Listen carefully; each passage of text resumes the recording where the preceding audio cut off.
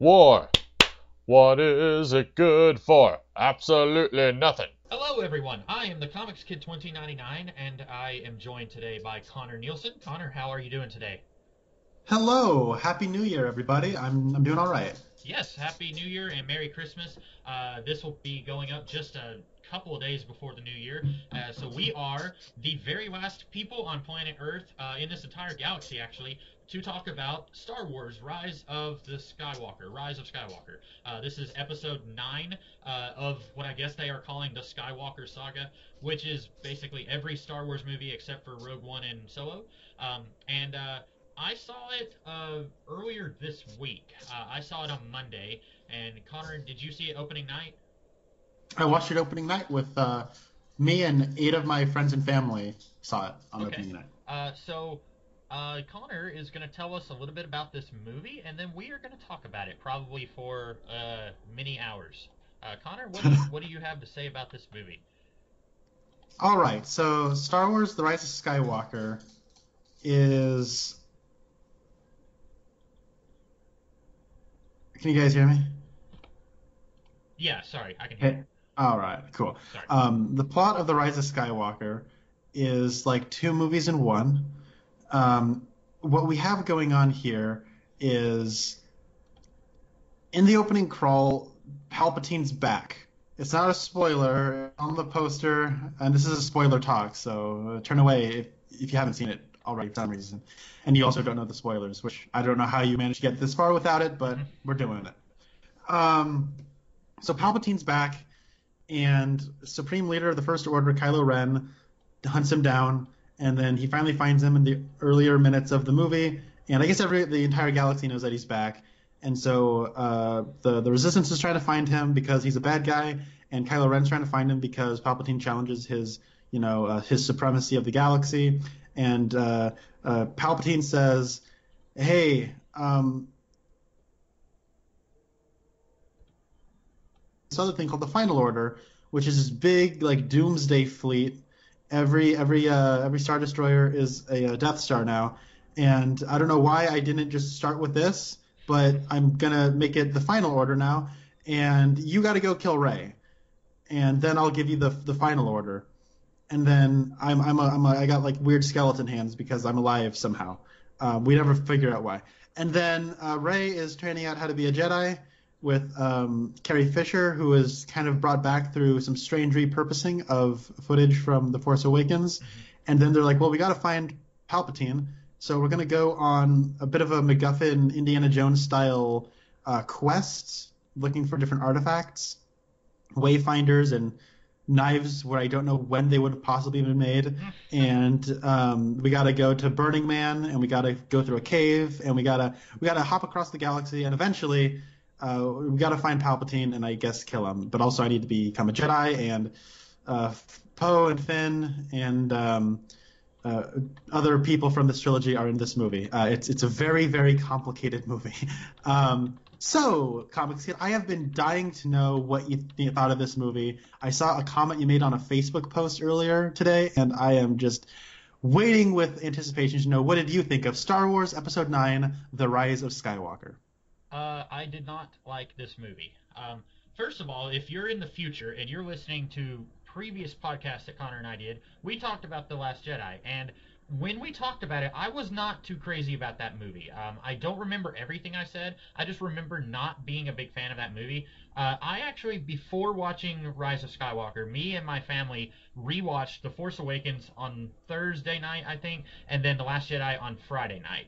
And I actually liked The Last Jedi a lot more, and I liked it last Friday when I watched it, and especially in light of The Rise of Skywalker, I like it a lot more. But I think all of my problems I had with The Last Jedi, I think were just things I needed to rewatch the movie a few times before they stopped being problems. Like, I had one big plot problem with that movie that wasn't so much a plot problem. I just wasn't paying as much attention as I should have. If you're listening in the future and you're like, man, that guy hated The Last Jedi, I think my problem with that was I had Star Wars burnout, and I still have Star Wars burnout, where when you're getting a Star Wars movie every year, and I feel like you need to slow down and not do a Star Wars movie every year. That was what was hitting me when The Last Jedi came out, and I'm ironically now, like, I'm kind of excited for a couple of years of no Star Wars movies where we can kind of rest and then maybe be excited again for the next one. But The Rise of Skywalker, I hated this movie. I don't think there's a single thing about this movie that I liked. um, Comics Kid, I'm gonna tell you a little story about today. Okay. Okay. I saw that. So you follow IMDb on Facebook, Yep. and they put up a post that said, "What is the last movie that made you laugh out loud?" And you wrote Rise of- Star Wars: The Rise of Skywalker. Yep. And I saw this, and I was talking with our colleague Rasco, Mm-hmm. and I was saying, I'm going to be talking with Comics Kid about Rise of Skywalker, and I told him about that post. I'm like, I am so excited, and I was speculating on your thoughts about this movie, because tell me more. Well, okay, so specifically, the scene that made me laugh uncontrollably, like, I was sitting, it was my sister was on my left, and then me, and then my dad and my mom, and we were in a decently crowded theater, but I don't think anyone else heard me, like, laughing like a madman when C-3PO's eyes turn red, and he starts speaking in a demon language, and, like, I'm surprised someone didn't say, "Sir, you're gonna need to leave the theater." Like, I was just like, what is going on? And, like, there's other moments that are equally ridiculous, but that was the moment where I just turned into the Joker and just started, like, losing my mind laughing. And, like, hours later, my sister was like, "So you thought that was funny?" And I was. Here's the thing: I've been trying to keep my disdain of this movie inside me because everyone else in my family enjoyed watching it, and I'm curious how your experience was because for me, whenever I watch a movie like that with other people, if I hate the movie but everyone else likes it, I try to keep my opinions a little bit damped down, so because I don't want to ruin it for everyone else.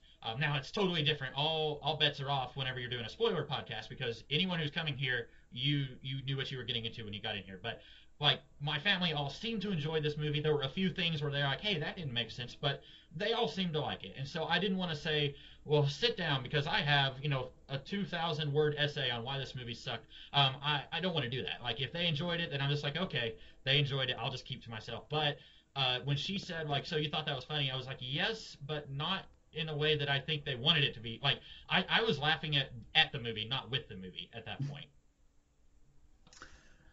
Okay, I've been burning to know what the moment was that made you laugh out loud, but I forgot about that moment. Well, so I guess we should probably say this screenplay was co-written by Chris Terrio, whose previous credits include Batman v Superman: Dawn of Justice. Mm-hmm. I did not know that going into this movie. No, did you realize when a villainous hero has an impossible conversation with their dead dad? I didn't think about that. I honestly I recently a few months ago rewatched Batman vs Superman, and I had completely forgotten that Jonathan Kent comes back in that movie, and I just wiped that one from my mind. But you and I are both fans of Red Letter Media, and they did like an hour-long video talking about this movie, and I watched it, and no, I watched that, but I went back and watched their prediction video because I tried to stay as spoiler-free for this as I could, but I watched their prediction video that Mike and Rich did, and they said, okay, this is directed by J.J. Abrams and written by Chris Terrio, and Rich Evans was just like, is this a joke? And Mike was like, nope, and he said, this is going to be the worst movie ever. And I was like, oh man, you poor soul, like, looking it back in time, like, yes, this is going to be the worst movie ever. But no, I had no idea Chris Terrio was going to be involved with this. So let me just, I guess, give my general thoughts. I think it's fair to say maybe some of the problem is Chris Terrio. I think that, like, you look at, he won an Academy Award for Best Adapted Screenplay for the movie Argo, directed by Ben Affleck, and I can't help but feel like he won that because Ben Affleck didn't get nominated for Best Director, and Argo won Best Picture. And so that was kind of their way of tipping their hat to do that, because the Academy's weird. Very rarely is something actually the best, so they give it an award for being the best. And then like he writes Batman versus Superman, and we all see Batman versus Superman, and it sucks. And we're like, wow, well, maybe the problem wasn't Chris Terrio. It's this convoluted mess of a movie that went to a couple drafts, and it's a Zack Snyder movie, and he got to do whatever he wanted, and he just like throwing everything in the kitchen sink, and then he's like gonna write Justice League, but then Justice League comes out, and you're like, well, it's not really his fault because he only wrote the initial draft, and then Joss Whedon came in and like rewrote a lot of it, and the rumor now is that only 10% of the actual movie of Justice League that we saw was actually from the original version of it, so it's probably not fair to throw Chris Terrio under the bus with that. But now we have 3 of them in a row where it's like, okay, maybe he's just not a good screenwriter, and Argo was a fluke. Because you know who else is an Academy Award-winning screenwriter? Ben Affleck. And you know who directed Argo? Ben Affleck. Yeah. Like, alternatively, Chris Terrio kidnapped somebody who wrote the screenplay for Argo, and he put his name on it and handed it to Ben Affleck. That's a strong possibility when we're looking at his career right now. He looks at it, he's like, what? He doesn't have an impossible discussion with his dead father? That's genius.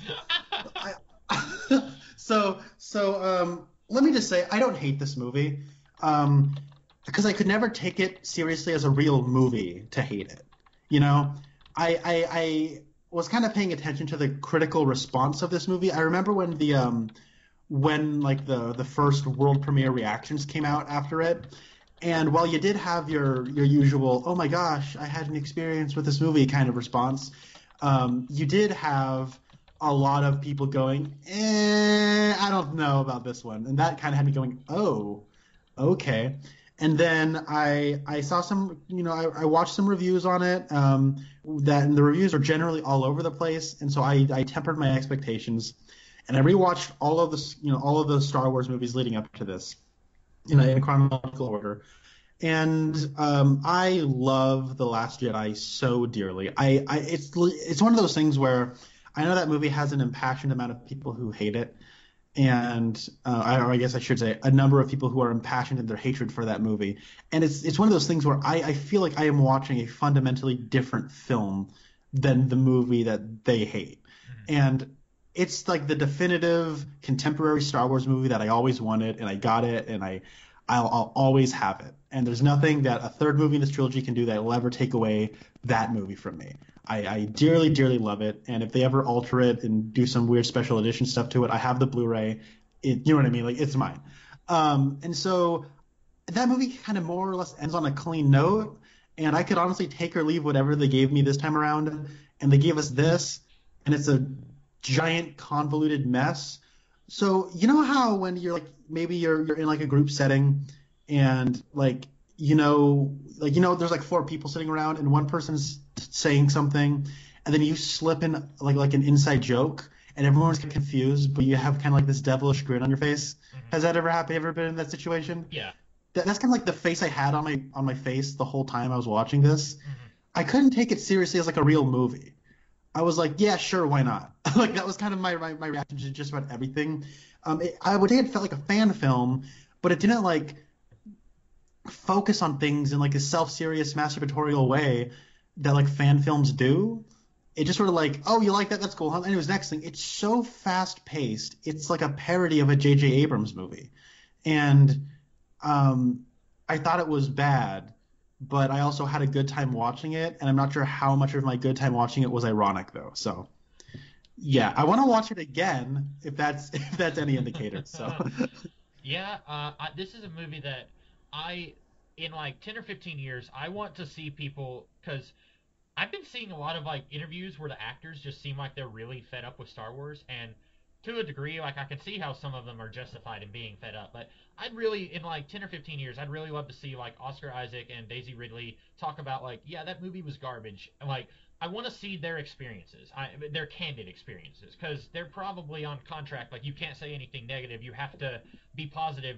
But once the movie is out, I'd love to see them talk frankly about their experiences with making this movie. And like the screenwriters and Rian Johnson, I'd love to see them all to sit down and say, this is what happened. Like, this was so-and-so's idea. The reason that this part of the movie was so-and-so. Like, I've got this book that I've had for several months now. It's The Making of Star Wars, and it's basically just talking about, like, everything leading up to A New Hope and the making of that movie. And it's like 300-something pages, and it's, for what very little of it I've read so far, it's a very frank look at the making of that movie. I'd love to see something like that for this whole trilogy.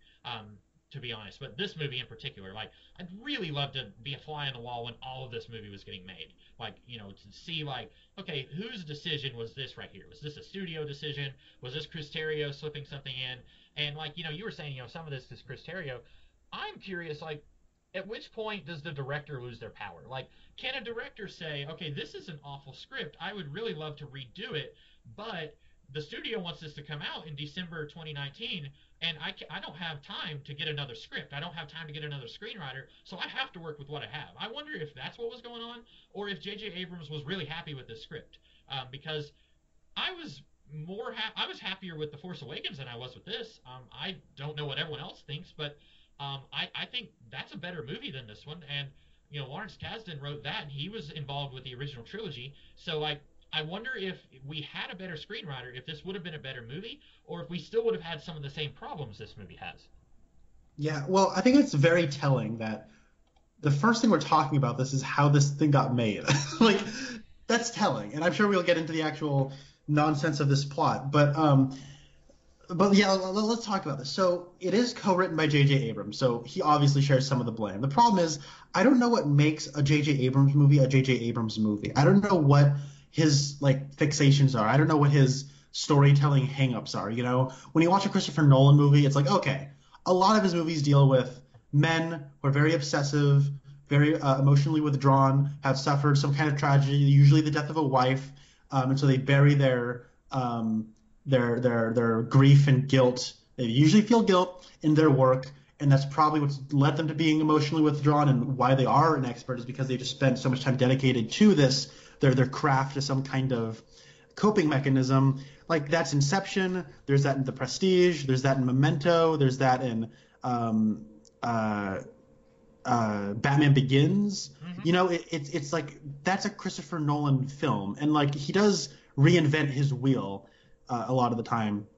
But then he gets up like Dunkirk, which is completely unlike any of those, and then you have stuff like Interstellar, which is almost like an evolution of like what used to be the main character of a Christopher Nolan movie. You know what I mean? And so it's like, then you have Quentin Tarantino, which is usually reliant on like nostalgia and like the way things used to be, whether it's from an aesthetic standpoint, whether it's the characters themselves. Like, we recently talked about Jackie Brown. Mm-hmm. And so the reason I think Jackie Brown really fits nicely into his filmography is because it is about like people in their 50s and their 60s, and then they're balding. Robert Forster got hair plugs. It's like they kind of delve into that, and then you get like Inglourious Bastards and Once Upon a Time in Hollywood, which are all about like wishing history was a certain way. Mm-hmm. And so like there's like those hang-ups about history and like the past, and that kind of is all over Tarantino's filmography. But when you look at J.J. Abrams, he's decent at staging action sequences, and there's a lot of like sound and fury, but not much of it stays with me. Like, I can barely remember his two Star Trek movies, and I've seen them both multiple times. Mm-hmm. And the reason I watched them multiple times is because I'm like, people like these, but I don't remember them. Yeah. And honestly, there's not much to remember about them. They're shiny and they're flashy, and they kind of get the job done in the moment, but they are empty calories. It's like a 4 for 4 at Wendy's, which I just ate before we started talking. Like, it's like, I'm not going to remember that I had this 4 for 4 tomorrow. and so when it comes to like, I think the reason I and maybe a lot of other people who were kind of interested in this is because like J.J. Abrams has only ever made one film that is not based on a pre-existing property, and that's Super 8. Mm-hmm. And even then, he's paying homage to Steven Spielberg, 80s Steven Spielberg. And then a lot of his work is just like starts. Like, his first film is Mission Impossible 3. And that's basically kind of the start of what we call like the modern era of Mission Impossible. Like, we introduce Ethan Hunt's wife, Simon Pegg. That's his first time in the movies, and so like from that point on, from 3 forward, all of the Mission Impossible movies have been based on or have been produced by Bad Robot Productions, which is J.J. Abrams' production company.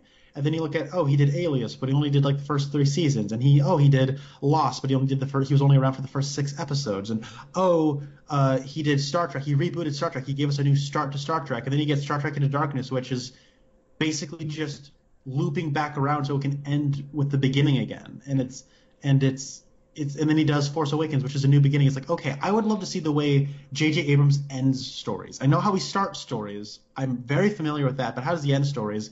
And I guess he just doesn't know how to do that. Right. So basically what happened with this was behind the scenes, they had episode 8 come out, and then the original director of this movie was Colin Trevorrow, Yeah. who directed Jurassic World, which is, I don't think, a very good movie. And he also directed...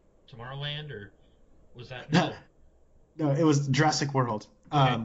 Who did Tomorrowland? His name is... Was that... That's Brad Bird. That's okay. Brad Bird. I haven't seen it. I haven't seen any movie by Colin Trevorrow either, so I'm talking out of my butt right now. Don't worry about it. His name is Trevorrow, and the same year he got big, Tomorrowland came out.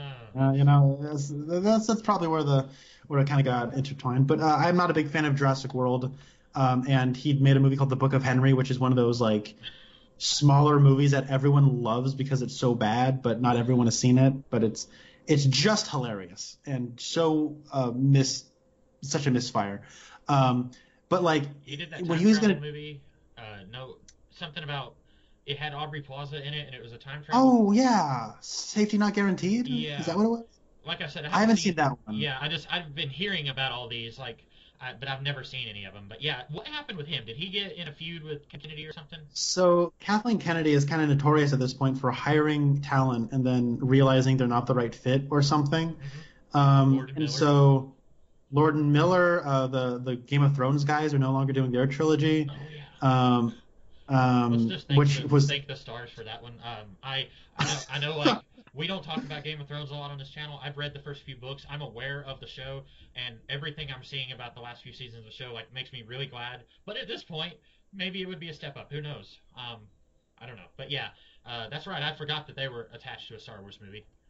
At one point, Josh Trank was going to be making a Star Wars movie, and then Fantastic Four happened, and then he wasn't making a Star Wars movie anymore.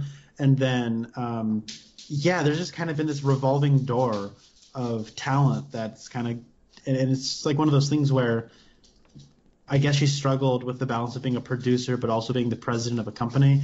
But Colin Trevorrow, so the original like credits for this movie were directed by Colin Trevorrow, screenplay by Colin Trevorrow and Derek Connolly. Derek Connolly is his writing partner. He co-wrote Safety Not Guaranteed and Jurassic World with him. And then it was story by Rian Johnson. So a lot of people, when they complain about Last Jedi, they say, oh, there's nowhere you can go because we're Star Wars fans and we have absolutely no imagination.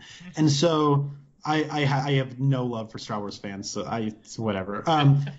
They are the least creative people in the world. Oh my gosh, Boba Fett's so cool. He can't just be some guy who has a cool costume. No, there's a whole planet of Boba Fett's now. and it's not just a cool costume. No, it's ceremonial Mandalorian armor. So he's like one of a whole race now. It's like, wow, you made it lame. Now, conveniently, and actually kind of, I guess, hypocritically on my part, The Mandalorian's a really good show. So, I was wondering if you had seen that. I haven't. I've seen the first 6 episodes, and I I thought 4 of them were great. And then one of them was okay, and one of them was bad. But this isn't talking about Mandalorian. And Baby Yoda is just the greatest thing ever. I love him. But, like, anyways, so they said, well, there's no place for Star Wars fans. Like, wow, there's no place to go with your final movie, even though there's plenty of ways to go with a final movie after Last Jedi. You can go literally anywhere. All you need is imagination. And then so Rian Johnson did have a story, like, treatment done for episode 9, I guess. And then Colin Trevorrow and Derek Connolly wrote a screenplay based off of it, and he was going to direct it. And I guess Kathleen Kennedy did not like their script. And that's a rumor, but I know that after Carrie Fisher died, that's when like Colin Trevorrow was no longer directing it, and there were rumors that there was like a page 1 rewrite. Okay. And so I was very interested to know if, and then they said, oh, we got J.J. Abrams back, and it's being co-written by Abrams and Terrio. And so I was curious if the story was gonna be by Rian Johnson still, and I think that it's not, and the final credit is not. But I wonder if the reason it's not is because of Carrie Fisher's death. They couldn't go with Rian Johnson's story treatment, which is a very unfortunate circumstance that unfortunately is still very awkward when you watch the movie. Yeah. And also, maybe this isn't true, but I got the feeling that J.J. Abrams was watching The Last Jedi and was just fuming, and so he comes in and says, okay, first thing we have to do is just screw everything from The Last Jedi and let's undo it all and spend like most of this movie retconning that. Like, I get the feeling that even if Rian Johnson's story was still at play, that J.J. Abrams would have thrown it out the window and done his own thing. I get the feeling J.J. Abrams did not like what Ryan Johnson brought to the table, and we can talk about that more later. Maybe that's not even Yeah. true, but watching this movie, there are a few different things where it's like, okay, this is walking backwards from what The Last Jedi did, and I can't see any reason why they did that unless they specifically did not like the direction that movie went. Yeah. Well, I actually I've heard a lot of people saying that, and I actually don't see it that way. Um, but we can get into that. But the final credit in this movie is story by Abrams and Terrio, but also Trevorrow and Connolly. Huh. That's the final, and I think, and the reason I think that is the case is because of the way blockbusters are made now, especially when you have to crank one out every other year. They probably had that script for their version of the movie and were like doing previs on action scenes that they needed to use. Mm-hmm.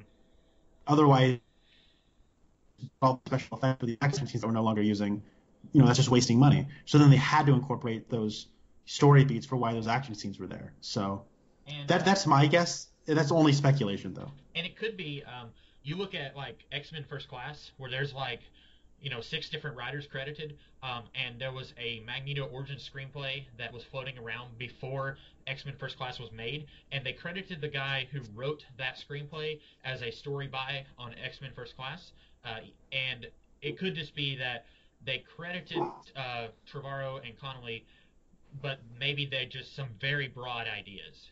Like I'm not really sure, but it could be that because like with X-Men First Class, there were a couple of very broad similarities between that and the Magneto origin, and I'm wondering if that's kind of the same situation here. Where it's like, oh, we're kind of doing the same thing that these guys were going to do, so they just decided to credit them to kind of cover themselves. Like, okay, we'll credit their story by that way we don't have a potential lawsuit or something like that.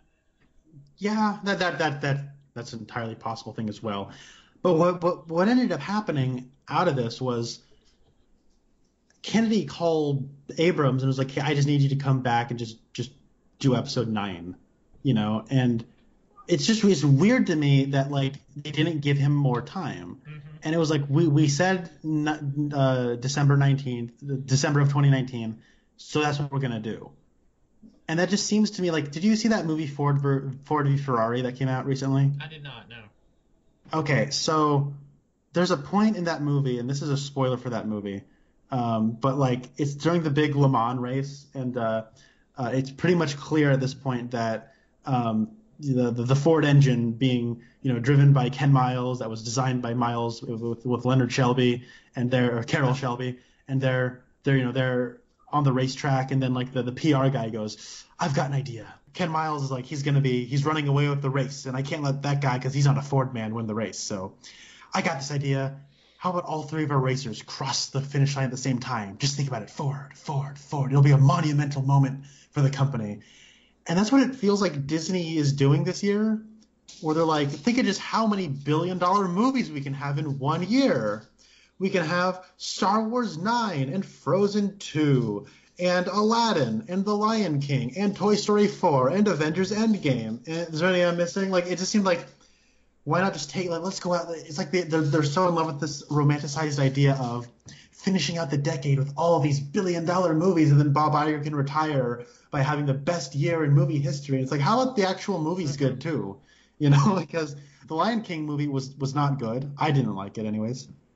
I liked Avengers, and Aladdin was just kind of whatever. But I don't know. It's just one of those things where I don't know why this couldn't just take an extra year to come out. And I think the reason a lot of people are saying this movie feels like a big, FU to The Last Jedi and to Rian Johnson is probably because like James didn't have time to think of a way to continue that. Let me explain this better. So J.J. Abrams said, when you make a movie in your head, you kind of project this idea of an arc, right? But he's like, I'm not going to worry about that because I'm only doing the first movie and then I'm out, right?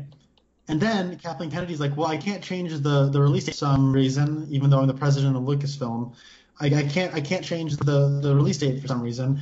So J.J. Abrams did the first movie, and he had this idea for how this could all end. So, J.J., come back. That's what it feels like. It feels like, well, we're on a time crunch, and he seemed to have a better idea than any on how this thing would end. So let's just bring him back. And so they did, and it's like J.J. Abrams was like, okay, I had an idea for a movie 2 and a movie 3, and then what my movie 2 would have been drastically different than the movie 2 we got. So I don't see it so much as like a screw you to The Last Jedi, so much as like well, I can't think of any possible way to follow it up, so I'm just going to do my idea and try to have it coexist with your idea as well. So shrug shoulders, let's do it, and then do 2 of them in one movie. And so yeah, that's kind of the way I kind of took it. Yeah, Anyways. and that's entirely possible. Specifically, there were just a few things in the movie, little things that made me think that's like he hated Last Jedi and wanted to like undo it. Like in The Last Jedi, Kylo Ren takes his helmet and smashes it, and he's not wearing the helmet anymore. That's like a big deal for his character. Like he's done being a Darth Vader fanboy. He's gonna be his own guy. Then like in the first 5 minutes of this movie, he's rebuilding his helmet. And he doesn't even get a new helmet. He's rebuilding the helmet that he broke, and now he's wearing it for most of this movie. And that to me felt like he was like, well, I think he's cool if he wears a helmet, so he's going to wear a helmet, and who cares if he discarded that in The Last Jedi. In The Last Jedi, the lightsaber was broken in a really big moment between Rey and Kylo Ren. Here it's back like with no ceremony. Like I guess Rey just put it back together. Then there's that line that Luke had where he said a Jedi weapon should be treated with more respect than this, and I wasn't the biggest fan of Luke tossing a lightsaber behind him in The Last Jedi. I got what they were going for, but I didn't like that they played it for comedy. I wish they had kind of given more weight to that scene. But this felt like that was kind of a slap in the face of that scene. And then there's the whole raised parentage thing, which we'll probably get into later. But like there were a few just like minor things in the movie where I was like, it feels like he's just really trying to stick the screws to The Last Jedi with just these few little things here and there. Some of those I agree with. Some of those I disagree with. I guess the one I'll just say the one I disagree with is the lightsaber thing, where Luke catches his lightsaber and says, "Hey, a Jedi weapon should be treated with more respect." Because I feel like that's just where he was at the end of Last Jedi. Like when he shows up on Crate, and when it's not really him, what's he holding? He's holding that lightsaber. Fair enough. And so I feel like in my eyes, like that's the whole point of the last half an hour of The Last Jedi, is to show that Luke had a change of heart, and he does understand that the legend, version of himself that a lot of people believe in is real enough, and that he should embrace that to keep hope alive. And I don't know. That's just the way I've kind of taken that. And like, you're not the only one I've heard say that. I've heard many people make that same point. And I just don't see it that way. But him putting his helmet back together, it's not just, oh, look, here's another helmet you can wear. It's it's the same helmet, but it's broken. And then it's weird because it's like, you said he wears it for most of the movie. It didn't feel like that to me, and I've only seen it once a week ago. It felt like he would be wearing it, and then he wouldn't be wearing it, and then he'd be wearing it, and then he wouldn't be wearing it, then he just stopped wearing it for some reason. Yeah. I don't know why. And it's like, you'd think when you're like, having these waves crashing against you, having a helmet might be a bit of an advantage, but he decided not to wear the helmet in that scene. Yeah. So. And I saw someone on Twitter. I follow her on YouTube, Jenny Nicholson. She's really huge into Star Wars, and someone had asked like, why does he rebuild a helmet? And she was saying, and I don't know, she's really big about like dry, snarky humor, so I don't know how serious she was when she said this, but she was saying, Disney needs to make a Rise of Skywalker ride, and so they don't own the rights to Adam Driver's face, so they have him rebuild the helmet. And I don't know if she's serious or not. Like, Disney is a giant billion-dollar company. It's very possible that that's something that would impact their story. Like, hey, you need to do this so that we can make money elsewhere. Like, it's possible that that's something they would take into consideration. And I hate that. I hate that that would be what would, go into making a movie. But I'm very disillusioned and cynical when it comes to big corporate movies like this. Earlier today, I was reading on Twitter this guy. He's a screenwriter who worked on this movie I'd never even heard of before, but he was talking about different ways that the director and the producers would really screw the movie over. And so I could totally see something like that happening. Like, I don't know. There's a lot of this that, when we talk about it, we probably don't know what's going on behind the scenes that makes a decision happen in a movie. But it's possible that there was something like that went into that. Yeah. And so before watching this movie, I was like, so it's weird because I was, I guess, I don't know if I've said this before, but I was not that excited for episode 7. I was worried because, Star Wars is this thing I really like. It's very important to me as a child. I think everyone loves Star Wars, especially the originals. Everyone loves it more than anyone. Everyone really understands it more than anyone else, that's how that works. And so I was really worried about Episode 7 though, and that was because uh, there were three good Star Wars movies. Two of them are great. One of them's fine. And then you have three really, really bad Star Wars movies. And I was super worried about Force Awakens because I'm like, oh my god, if this is not good, we have more not good Star Wars movies than good Star Wars movies. And so seeing it in the theaters, it was like, oh my god, I really liked it. And, I was kind of like filled with relief and joy that it was good. And then, by the time Last Jedi came out, I was really in a Star Wars like fatigue moment of like, I'm so over this. Star Wars fans have ruined this for anybody who wants to enjoy this. And so when we got to The Last Jedi, it kind of reinvigorated me. I'm like, I loved it, and I was blown away by how much I liked it. And to this day, I think it is the only Star Wars movie since 1980 to be in the same league as the first two. That's just my opinion, but that's how I feel. I love it. And so with Episode 9, I'm like, I am not going to let myself not be excited for this movie. So I've been excited for this one, and I guess that's sort of the what's it like? I didn't knock on wood. I famous last words. I'm going to be excited for this movie, and so when I saw like that he had his helmet back, I was kind of like at first, oh, they gave him his helmet back. Oh, and so like I'm trying to be charitable to the movie. I'm thinking, well, let's think about this. You got Adam Driver or you got Kylo Ren. He breaks the helmet. He was kind of being a poser, but in The Last Jedi he kind of claimed what he wanted. So maybe now he's no longer a poser. He actually is this all-powerful kind of symbol that he'd always kind of wanted to be in Vader. And so now he feels like he's worthy to wear that mask, and it can mean its own thing apart from looking like a Vader clone. And maybe there's an inkling of that idea in this movie, but it's like not in the story. So yeah, I don't know why he puts his mask back together because it seems to have no significance, and it just kind of seems dumb to just put together a janky helmet back together. Did like the Knights of Ren peer pressure him into doing that? I don't know. Why did he do it? I don't know. Yeah, I don't know. So we've been talking for a while about the I guess the process leading up to this movie. I guess we can go ahead and get into the plot itself, which will be fun. Do you want to start us somewhere, or do you want me to start us somewhere?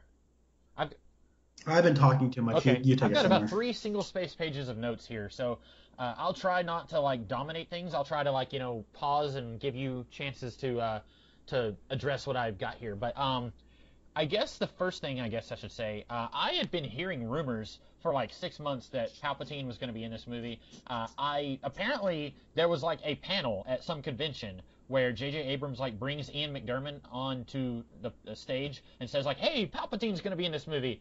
I really wish he hadn't done that. If you are going to put Palpatine in this movie, which I didn't want Palpatine in a movie, but if you are going to do it, I wish they would have had it be more of a mystery.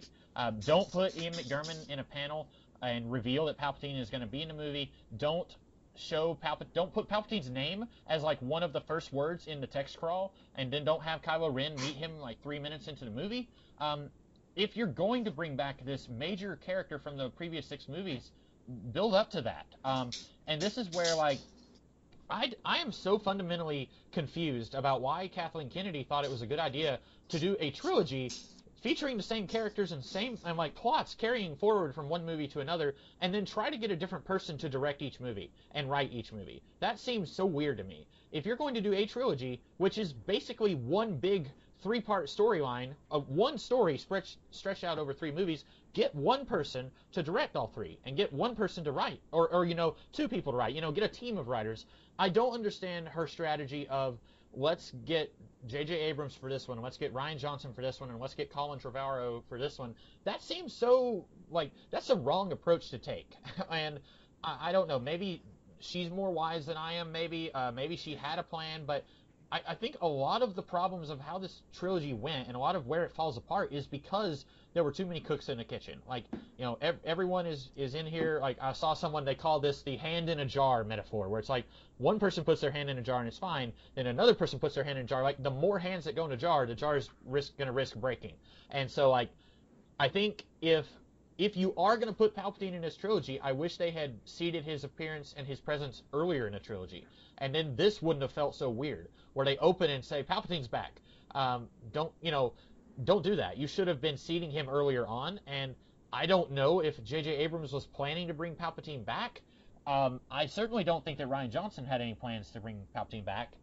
And maybe you and I will have different opinions on this, but it seems to me, looking at The Force Awakens and Last Jedi, that they didn't even have plans to redeem Kylo Ren, but I don't know if that's where they were planning to go with it, and then they just did a bad job of it. I'm not really sure. What do you think of all that? So, first of all, I'll respond to what you said regarding like the approach to the trilogy. You have to think, like, in 2012, you're making new Star Wars, right? Now you have the original trilogy that everyone loves, and each film in the original trilogy is directed by somebody different. Yeah. And then you have the prequel trilogy, which is all directed by one person. I see where you're going with that. Yeah. Yeah, and so, like, I get where they're coming from, and I think that the idea of getting a new person to direct each film is actually a pretty clever way in terms of, like, keeping things fresh and unexpected. Like, I think Rian Johnson is a great choice to direct a Star Wars movie, and he's able to, like, make a movie that's, I think, elegant and sophisticated and exercises restraint and is more concerned with telling its own story than, appeasing desires of, like, people who are watching it. And then you get this movie, which feels like I saw this Letterboxd review where somebody said it's really nice that they let a 3-year-old Reddit user write the script, and it kind of feels like that. Who was Snoke? Oh, it was nobody. Well, yeah, he was nobody because he was a Jar clone creation, like from Alien Resurrection, that Palpatine made. Oh, Palpatine's behind it all. And then you have what's his face? Rey's parents. It's like one of, like, it is like almost the laziest, most uncreative writing I can imagine. It's like, who are Rey's parents? Well, they're nobody. But her grandparents is somebody. Like, are you kidding me? Like, that is the dumbest thing ever to me, anyways. But it's like, while I was watching it, I was just so I don't know, how do I explain it? I was so just kind of let it wash over me. I was so kind of beyond the point of taking it seriously. I'm like, yeah, okay. Her grandpa's Palpatine, why not? Sure. Like, go for it. And it just sort of seemed like they just kind of gave up. And I'm sort of this weird thing where, like, I can watch this movie and think about it and enjoy things about it. And if I'm around people who like this movie, I can talk about it in a way that I like this movie. But if I'm with someone like you who hates it, like, there's enough wrong with this movie where I can just talk bad about it all day long. It's one of those things where I don't want to think about this movie because I know the longer I think about it, the more I'm going to dislike it. And my brother Spencer actually found a lot in this movie that he thought was really good, and he was able to he got more out of this than I did, and I'm glad he did. And maybe if I watch it again, I can see those sort of things through his eyes. But as now, just kind of as its own piece, it's just kind of like a scrambled mess. Just to address something you said about the original trilogy, and you're right, like, you had was it Richard Marquand and Irv Kersner? They directed, well, flip that. Irv Kersner did Empire and Richard Marquand did Return of the Jedi, and that's true. But at least with the original trilogy, you had George Lucas was still there, kind of being an idea man and kind of saying, like, this is, like, apparently there's a transcript of a conversation from back in the 80s where George Lucas was saying that Yoda does not fight with a lightsaber. And so, like, he was always there kind of providing guidance for these other guys. And I guess Kathleen Kennedy is the equivalent of that now, but I don't know what she's actually doing other than hiring people to come in and do stuff. Because, like with the Marvel Studios stuff, you have Kevin Feige who's over everything. Like, he's every movie that happens has his involvement to some degree. Now, maybe he's just there to say, like, good luck, Jon Favreau, make a good movie, and then he just lets him do it. But I feel like with those movies, they all have his stamp on one way or another. And I feel like these Star Wars movies needed someone like that who could say, okay, J.J. Abrams, I want you to make a good movie, and then Rian Johnson, you make a good movie, and then someone else needs to work with what these other guys have put down and make a good movie. And I feel like it wasn't noticeable to me with Force Awakens and Last Jedi, but with this one, it feels like you said, it's just a scrambled mess, and it feels like if it's her job to oversee this, she's not doing a very good job of it, because she's, it seems like J.J. Abrams is just walking backwards so many things that happened in The Last Jedi, and if we had someone who's like a creative overseer of all these movies, who was, heavily involved with the story from the beginning up until this one, I think maybe even if you had different directors who could bring their own style to the movie, you would still have a clear idea of what's happening from beginning to end. Yeah, I agree. It is weird because it's like she, as a producer, I guess she's a very hands-off producer where she's, produced Academy Award nominated and Academy Award winning films in the past, and she has a very impressive resume as a producer. And her approach seems to kind of be very hands-off, where she gets people who are creative, they get on the same page about what they want to do, and then she just kind of lets them do what they want to do. But then it also looks like that she's like changed her mind, or they weren't exactly on the same page with like Lord Miller and Colin Trevorrow. So it is kind of weird though that like, yeah, if you ask me what did Kathleen Kennedy contribute to this, trilogy, I don't know, but maybe that's kind of her approach, is to try to be hands off and just get the right people who really know what they're doing. But I think that like when in the case of Force Awakens and Last Jedi, those were made by people who knew exactly what they were doing, and whether you like those movies or not, I don't doubt that The Force Awakens is the movie J.J. Abrams wanted to make, and The Last Jedi is the movie Rian Johnson wanted to make. With this, I don't feel like it's the movie anybody wanted to make, and I can't imagine why it exists in the way it does. And I'm just like, why didn't they just cancel its release date? You know what I mean? And just like say, we will put it out when it's ready. And again, the only reason I can think of why they, didn't do that is because I'm just thinking of Ford v Ferrari. Imagine all the billion-dollar movies that'll come out this year, and Star Wars will be the one to top it off. It just seems ridiculous to me. Yeah, and I think there was an amount of that, a level of that. I'm just assuming, like, when they had to get rid of Trevorrow and Kennedy, Connolly, when they had to get rid of them, I'm assuming they're like, well, we're going to have egg on our face if we don't put this out when we said we were going to. Like, it'll look really weird if we had a Star Wars movie every year and then skip 2019 and had this come out in 2020. Like, that'll look really weird. So we have to have this come out in 2019. Yeah, but I don't know. It's just weird because they have no Star Wars movies come out in 2020. Right. 2021. And yeah. So it's like, sometimes, yeah. And then if you look at it, what the argument you could have made is, Look how Solo underperformed. We rushed that one into production. We did this, we did that, and it didn't work out. So we're reassessing our strategy, to really make sure that we have the best movie we can. And it'll be a while, and that longer wait will make people more excited for Star Wars. Just like that's me just coming up with some press release out of my butt, and it's like, I don't know. It's Star Wars Episode 9. If it's good, people are going to come to see it. And I don't know. Like here's the. I was just gonna say that would have sounded great. I would have bought that if they had said that. I think I would have been fine waiting another year. Like I said, I had Star Wars burnout going into The Last Jedi. I've had Star Wars burnout. I was telling a friend of mine right before we started recording, I'm really looking forward to the next few years of taking a break from Star Wars so that I can be excited when the next one comes out. I probably would have been more excited for this if it did come out next year. And you know what's crazy to think about? They did have Star Wars this year. We had Mandalorian.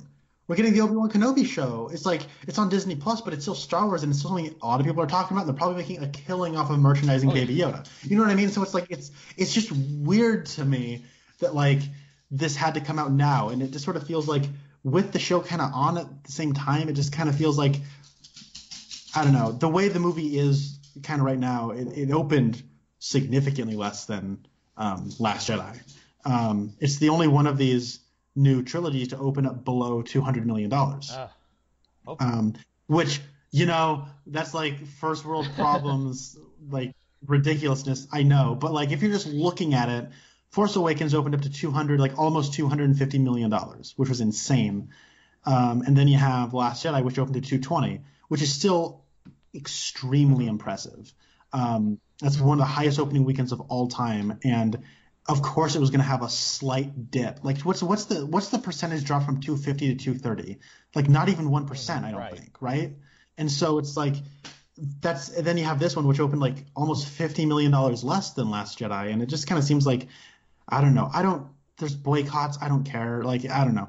But it still did like a good opening weekend. $175 million is a great opening. But I don't know. It just kind of seems like there's less enthusiasm surrounding this movie than the last few. And it just, I don't know. I don't think there's any shame in waiting an extra year, especially if you have like, Mandalorian, the Obi-Wan Kenobi show. Those are kind of, keeping people tied over, and if people continue to like them, you know what I mean? I don't see the shame in waiting an extra year. I feel like I'm just talking in circles. No, I think that's a very good point. I didn't even think about the Mandalorian. But yeah, about Palpatine, I would have preferred that this trilogy stand on its own with its own heroes and villains for them to fight. Yeah, this is a legacy trilogy. You have Han and Luke and Leia in minor roles, but that doesn't mean that we also need the same bad guy that Luke fought in Return of the Jedi. And like, it was only after The Last Jedi came out that I started hearing people call these movies the Skywalker saga. And so I feel like calling it that, branding it that, made them think, well, we have to bring in the big villain of the other movies in the Skywalker saga. And Palpatine was in all of the prequels. He was the big villain of the prequels. He didn't really come in until the Return of the Jedi, but if you look at the prequels and look at the original trilogy, he's kind of responsible for all the bad stuff Vader does, kind of.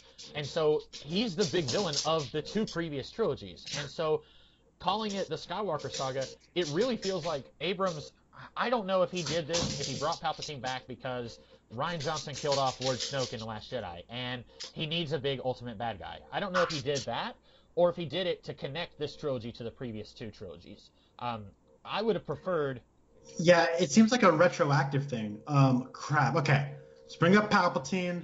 Let's call this the Skywalker saga. Boom, done. We can call it like a through line, whatever. And I think this calls back to if they had one person, and I think of these three movies, looking back, I think The Last Jedi is easily the best one. Regardless of what I said in The Last Jedi podcast, I've come around on that movie. I think, so this is nothing against J.J., I don't think J.J. Abrams is the best filmmaker, but I think you should have had one person do all three of these. It could have been Rian Johnson, or it could have been J.J. Abrams, or it could have been someone else. Get one person to do all of these, and if your plan is to end the trilogy with Palpatine, and I don't think that was their plan, they should have been seeding hints of that in 7 and 8, instead of opening this movie with Palpatine's back, because it... And how weird is that? That's not something you'd want to see, right? Like, that's an important thing that for the story you need to see. And like I said that the Emperor Palpatine was only in Return of the Jedi. There's a hologram of him in Empire Strikes Back, so we know he's there, and they mention him in A New Hope. But like with the original trilogy, they're building up to, you introduce Vader, and like I saw they did a video once saying that there's really only like half an hour of footage featuring Vader in all three of the movies combined, and that's kind of blows my mind thinking about that. But they're building up these villains. Like, it doesn't feel like it just comes out of nowhere when the Emperor shows up in Return of the Jedi. It definitely feels like it comes out of nowhere when he just shows up in this one. And maybe I'm being hypocritical, but I feel like if you're watching these, like, there was no indication Palpatine was going to come back in Force Awakens or Last Jedi. So I feel like I'm almost confident in saying they did not have that planned out. So, I'm pretty confident in that as well. Now that I'm just thinking about this, I'll say this out loud. Maybe it'll track. Maybe it won't. It reminds me, bringing Palpatine back. He's introduced in the crawl, and that's kind of weird for the big bad guy. Everything. It's kind of like Count Dooku in Attack of the Clones, where he's introduced in the crawl, and then like developed in dialogue, and then he just shows up at the end, and you're like, oh, is that supposed to be Count? I didn't know who he was supposed to be. I guess I'm just supposed to know that that's Christopher Lee, and Christopher Lee played Count Dracula, and so now they're calling him Count Dooku, and that's supposed to be. And if you're a kid, you saw his action figure, so you know who he is. Which I was like that. That's the way that feels in Episode 2, and then with this one, it's just sort of like, oh, Palpatine's back. It's like, that's like an Attack of the Clones movie, and Attack of the Clones is the worst Star Wars movie. Yep. So I think that definitely, we were talking about like corporate decisions going into making this movie. Let's just go ahead and say there's a good chance somebody told J.J. Abrams, hey, we can make 5% more money if we told everyone 6 months before the movie comes out that Palpatine's in it, and then we can sell Palpatine pajamas, and we can sell Palpatine lunchboxes and Palpatine action figures. Like, that has to be why they did that, right? That And then he's just thinking, well, screw it. If they're gonna merge this thing, if they're gonna, try and milk it for all it's worth, then I might as well just put him in the opening text crawl. And since there's no way I'm gonna be able to keep this a mystery. Yeah. You know what that opening text crawl reminded me of? Did you ever watch Spectre, which was the last James Bond movie that came out? I recently started rewatching all the Bond movies, and I've only gotten to On Her Majesty's Secret Service. So I'm slowly, end of January, I may get there, maybe. Hold on. Did you watch On Her Majesty's, No, or is that I've the next one you have to watch? Okay, so you've seen You Only Live Twice, right? Yes, yeah. Holy crap, isn't that movie crazy? Roald Dahl wrote that. I know. I found that out for the first time. I was like, what? Anyway, yeah, we're getting so off subject, but that's okay. Oh, sorry, one more James Bond question. Doesn't Thunderball have, like, the most beautiful women in any movie ever? Like, holy smokes, Luciana Paluzzi? Jeez. Anyways, she started my love of redheads, I think. That's probably where it starts. And Claudine Auger as Domino. Mwah. Oh, my word. Sorry, that was like my sexual awakening was Thunderball. So... can I tell you the plot of Thunderball? Nope, but I love watching it. So, anyways, but the opening of Spectre, so after you get the gun barrel at the beginning of Spectre, some text shows up and it's like, the dead are alive. And it's like, oh, then it opens up and it's like Day of the Dead celebration in Mexico City. And you're like, ooh, okay. This is going to be about like death and rebirth and like all that kind of stuff. And it's not really about that. I mean, that's an idea, but it's not really about that. And then you have this movie, which opens up with The Dead Speak. And you're like, oh, that's the first line. Is this like trying to set up some kind of theme or something? And then not really. It's like, oh, Palpatine's back because we couldn't think of another bad guy. Actually, you could say The Dead Speak going all the way back to A New Hope when, Obi-Wan dies. And then seconds later, you hear his voice say, "Run, Luke, run." So, like, the dead have always spoken. Force Ghost comes back in Empire Strikes Back and tells him to go train with Yoda. Like, wouldn't it have been more in line with every Star Wars movie ever if the dead speaking was just Palpatine's Force Ghost? I don't know. Oh, man. That would have been kind of like a crazy twist. I got to talk about like the opening shot of this movie, and it's kind of emblematic of all the kind of issues I have with this movie. So like, let's talk about the first shot of The Force Awakens. All right. So what's the first shot? It's like, okay, we pan down, planet is illuminated. There's a little bit of darkness on the side, but most of it's illuminated. This is what we call symbolic, everybody.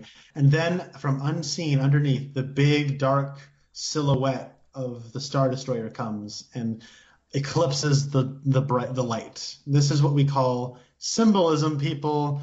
You know what I mean? It's trying to demonstrate visually what's going on with the First Order and kind of what's going to happen in the galaxy, right?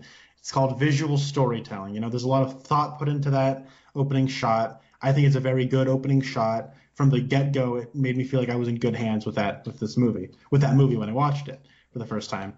And then what's the opening shot of this movie? It pans down, there's a planet, some ships are foggy cut. And it's kind of like this movie does not even kind of feel like a J.J. Abrams movie to me. Like, J.J. Abrams movies are fast-paced, but like I get the feeling that like he moves his camera a lot, but every movement of the camera, every push, every zoom, every little thing is like he has like crafted it to be exactly the way he wants it to be. And I feel like there's a level of control and craftsmanship in every movie he makes. Whether I don't love any of J.J. Abrams' movies, but like I can recognize him as a competent, talented filmmaker in certain aspects.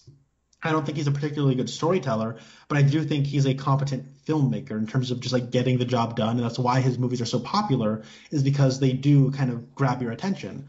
With this, there's such a scrappiness to it, and like this could have been directed by Joel Schumacher to me, for all I know. You know what I mean? Where it's, and that's not a diss on Joel Schumacher. That's just saying like he's the kind of filmmaker who is just kind of like the studio brings him in, he directs it, and he kind of ends it. You know, he directed The Lost Boys, which I've not seen, but I've seen enough to know it's very different visually speaking than Falling Down, which is another movie he directed. And Falling Down is very different from both The Lost Boys and his Batman movies. And you know what I mean? Then he also did Phone Booth, which looks and feels completely different than any of his other. You know what I'm saying? Like, he's just kind of a guy who makes movies. He's a journeyman. He's kind of like it's a job for him. And this feels like it was just kind of workmanly made, which is not what you want out of a Star Wars movie, and particularly a J.J. Abrams movie. It doesn't like I'm sure there are a ton of people on planet Earth who hate this movie, but I'm sure the one who hates it the most is J.J. Abrams. Because this does not even feel like kind of a movie that he wanted to make, or it exists in the way he wants it to exist. So yeah, if that's true, I'd love to see, like, you know how people, I'm gonna regret saying this. You know how for like 3 years now people have been saying release the Snyder Cut. I want to see I want J.J. Abrams to tell us what his vision for this movie would have been. If this is like, you know, him castrated, so to speak, I'd love to see what he could have done without being held back.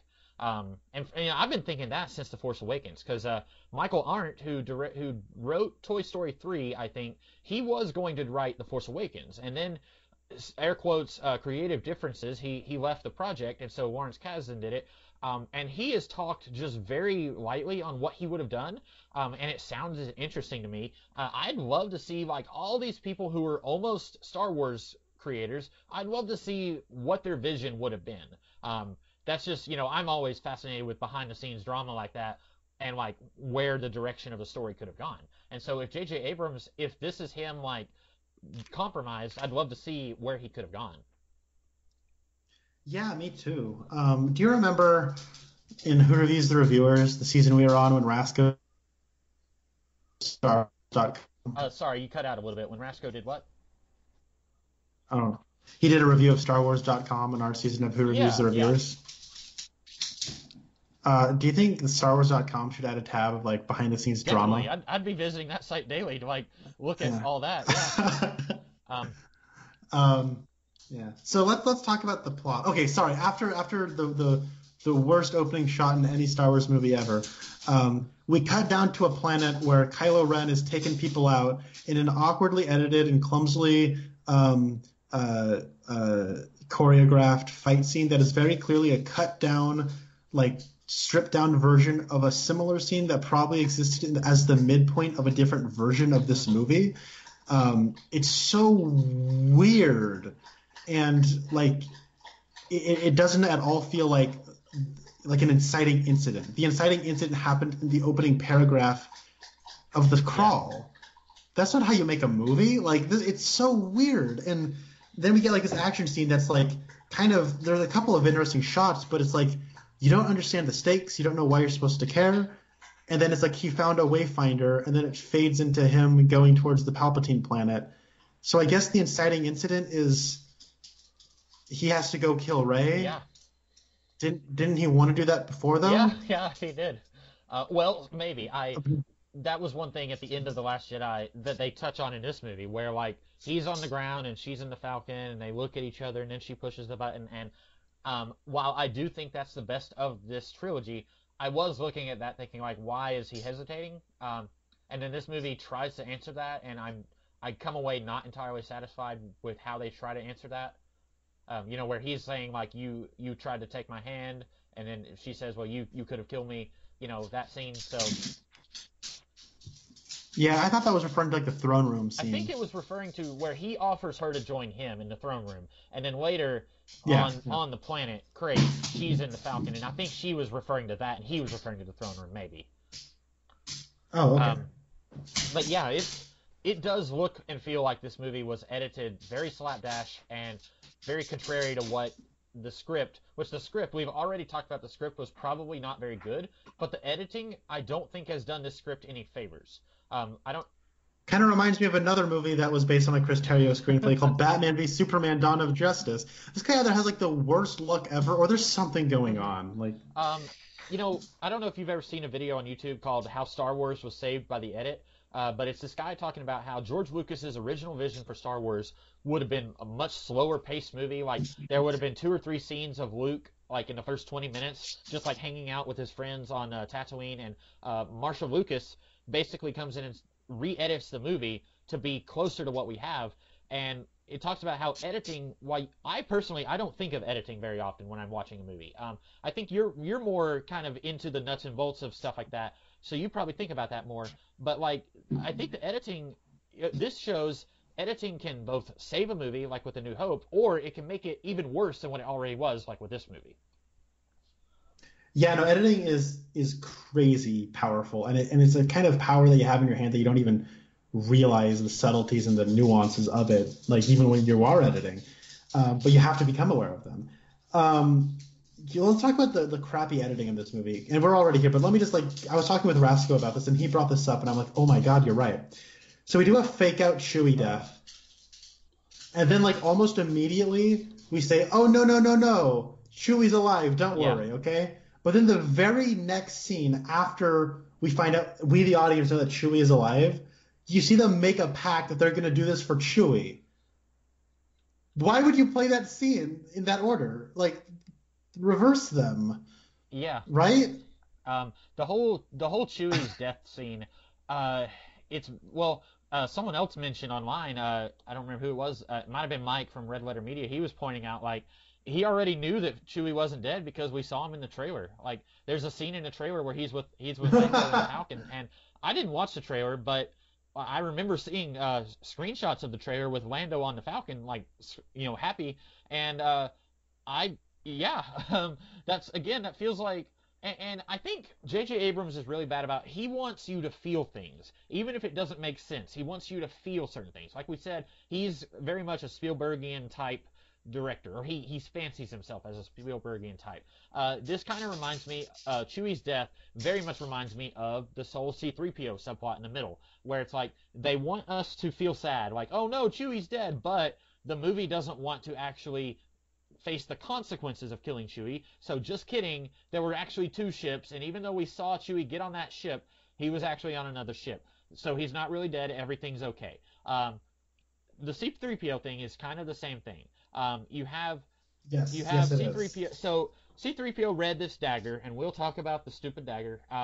The dagger is so stupid. Oh my god. So C-3PO reads the Sith language, which up until now bear in mind, 99% of what I know about Star Wars comes from the movies. So it's entirely possible there was a book or a comic or a video game that went into the Sith lore a lot more than the movies did. But I was always under the impression that it... The Sith lore? Thank you for that. I was always just under the impression that it was just like dark religion. Like, but here it's like there's a planet of the Sith, and I don't remember what it's called, but it sounds like they were saying eczema, like the skin disease. Maybe that's what Palpatine has, so he named a planet after it. But apparently they have their own language, and that's what's written down on this dagger. I never got the impression there was a Sith language. There's not a Jedi language. Jedi, like, if you're if you're a Methodist, there's not the Methodist language, right? Like, it's just, I don't know. I guess you could make that work, but in the previous 8 movies, I never got the sense that there was a Sith planet or a Sith language. But C-3PO reads this dagger, and it's like none of them can read it, but C-3PO can, and he's a translator robot. And so he says, like, oh, no, I can read it, but legally, my mind is not going to allow me to tell you. And so they have this incredibly convoluted... Because as we all know, Anakin Skywalker programmed him to read Sith, but restrained him from being able to read Sith because he was created by the midichlorians, and it was all part of Palpatine's plan, I guess. Yeah, that makes total sense. But yeah, so they have to go and put C-3PO in this planet where this guy, he can reprogram C-3PO so that he will tell them what it says, but they have to erase his memories to do it. And they play it like, oh no, C-3PO as a character is going to die, basically. Like, this is a sad moment. And he looks at them and says, like, I'm taking one last look at my friends, who, incidentally, like, none of these guys treat C-3PO with the respect that, I feel like he's like, oh, these guys are my friends, and they're all like, yeah, right, just hurry up, let's get this over with, 3PO. And so then they do the thing that made me laugh with the red eyes and the demon language, and then at that point he has no memories, and then later he mentions the guy who reprogrammed him to read the Sith language, and he says, oh, he's one of my oldest friends in the universe. And they're playing it for comedy after they just had like a poignant, sad moment where C-3PO is going to lose his memory. And then And they already mentioned earlier that, well, R2 has backups of his memory, but it's unreliable. So who knows, Shrug? Who knows if this will work? And then he meets R2 again, and R2's like, hey, good buddy. And 3PO's like, I don't know you. And then R2's like, okay, I'll be right back. 10 seconds later, 3PO comes in and says something about Master Luke. And so it's like, oh, he got his memory back. It's all a big waste of time. You didn't have to do the stupid thing where he's going to lose his memory if you're not going to commit to it. You could have done this exact same thing and just said, okay, I can just read the Sith, or this guy can just program me to read the Sith if you have to go to that planet. But it feels like they're just wasting time until they get to the end of the movie. And this is already a 2.5 hour long movie, so they didn't have to waste time like that. But you could have just had 3PO read it and say, okay, this is what it says, and then move on to your next step in the quest. Or you could say, okay, I can read it, but I can't legally translate it. So then Poe says, I know a guy. So they go to that guy, and then 3PO reads it, and then everything's good. And then you don't have to do the thing where he loses his memory, because it's just, Well, I was pretty much done. The movie can't commit to something like that. It's like the Chewbacca death scene. Yeah, so it is maddening, because, I look at that and I want to, read into some kind of theme it's trying to get at. Some kind of sacrificial thing where it's it doesn't matter whether or not, you died or not. What matters is that you were willing to give up the sacrifice. And it's they're fighting, at the end, and they could have died, but they were there to fight until the cavalry showed up, but I don't know. I feel like I'm grasping at straws there. And it is just kind of you're right. They didn't have to write it this way. And it doesn't really coalesce into any kind of idea in the end. It is just kind of an extra wrinkle in the plot for reasons it seems like it was just there because Anthony Daniels wanted to have a scene where he got to have a big moment. And it's and it is one of those things where that scene doesn't really grab me because I really like this trilogy's heroes. I like Rey, I like Finn, I like Poe. But C-3PO has not really had any relationship with them, but more importantly, I have not grown attached to his relationship with any of these people for him to have that goodbye mean anything to me.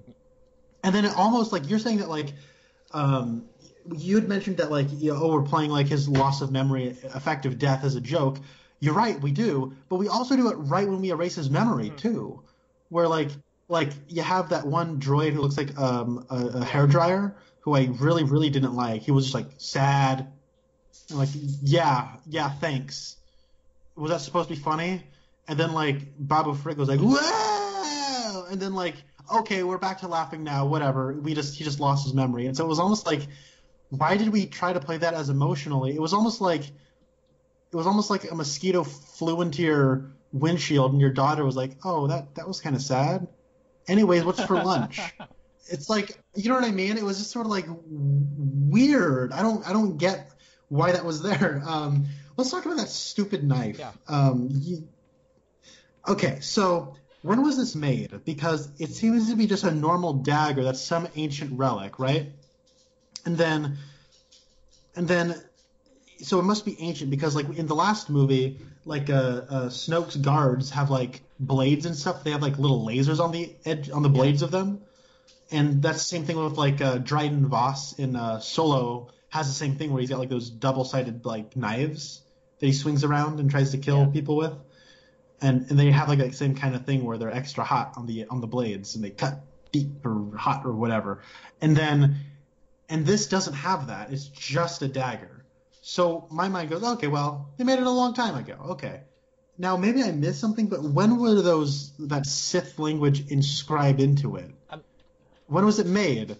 I don't know, because it's some ancient Sith language, and it's some kind of ancient blade, which the implication is it's old, right? Now, this movie has so much information thrown at you every freaking second, so I'm probably missing something. So I apologize if I'm missing anything. But so, it's a blade where, it's a clue to find out where a Wayfinder is. Why an assassin would have that, I don't know. But then it says, it tells them, if I knew where a Wayfinder was, I'd probably just kind of know where they are because there's so few of them. And if you inscribe it in a knife, what if the Wayfinder moves? Yeah. Why would it's just there for screenwriting magic. And then Rey, it's just awful convenient that they fell into a pit of sand. All of them conveniently fell into quicksand, and all of them landed in some underground catacomb, and they didn't just die. And then BB-8 just randomly ran into a knife, and they're like, "Well, I guess this is the clue we were looking for." And this was just so happened to be right next to the TIE fighter or shuttle that they were going to be investigating. And then they just so happened to be able to get out when like a snake bumped the wall, even though I thought they were underground. But they were able to, like, it's so stupid. And then they get out, and then they go to Endor. And then it's like, oh, look at, I'm standing, oh, look at, the hilt of this has like a comic arrow that just yoinks out of it. And then if you are standing precisely where Rey is standing and hold up the dagger on this convenient planet and like towards the exact same wreckage of like that same angle of the wreckage of the Death Star, it lines up perfectly and the little arrow tells you where to go. And even though it would make more sense if it was like, oh, the description said we gotta go look at Bunny's closet, I guess. And well, there's a Death Star. Let's just go looking around for a closet. You know, like it's like it's the same. Like, yeah, that it would probably take them longer in real life, but it's a fast-paced movie. I'm sure we'd forgive it. It's like so weird that like that was in a movie I saw, and it's a movie that cost hundreds of millions of dollars. And so not only like. You would think this dagger is like millions of years old since it's a regular dagger that predates like lightsaber type dagger technology. You would think it's like ancient, like older than, you know, the oldest planet in the universe, whatever.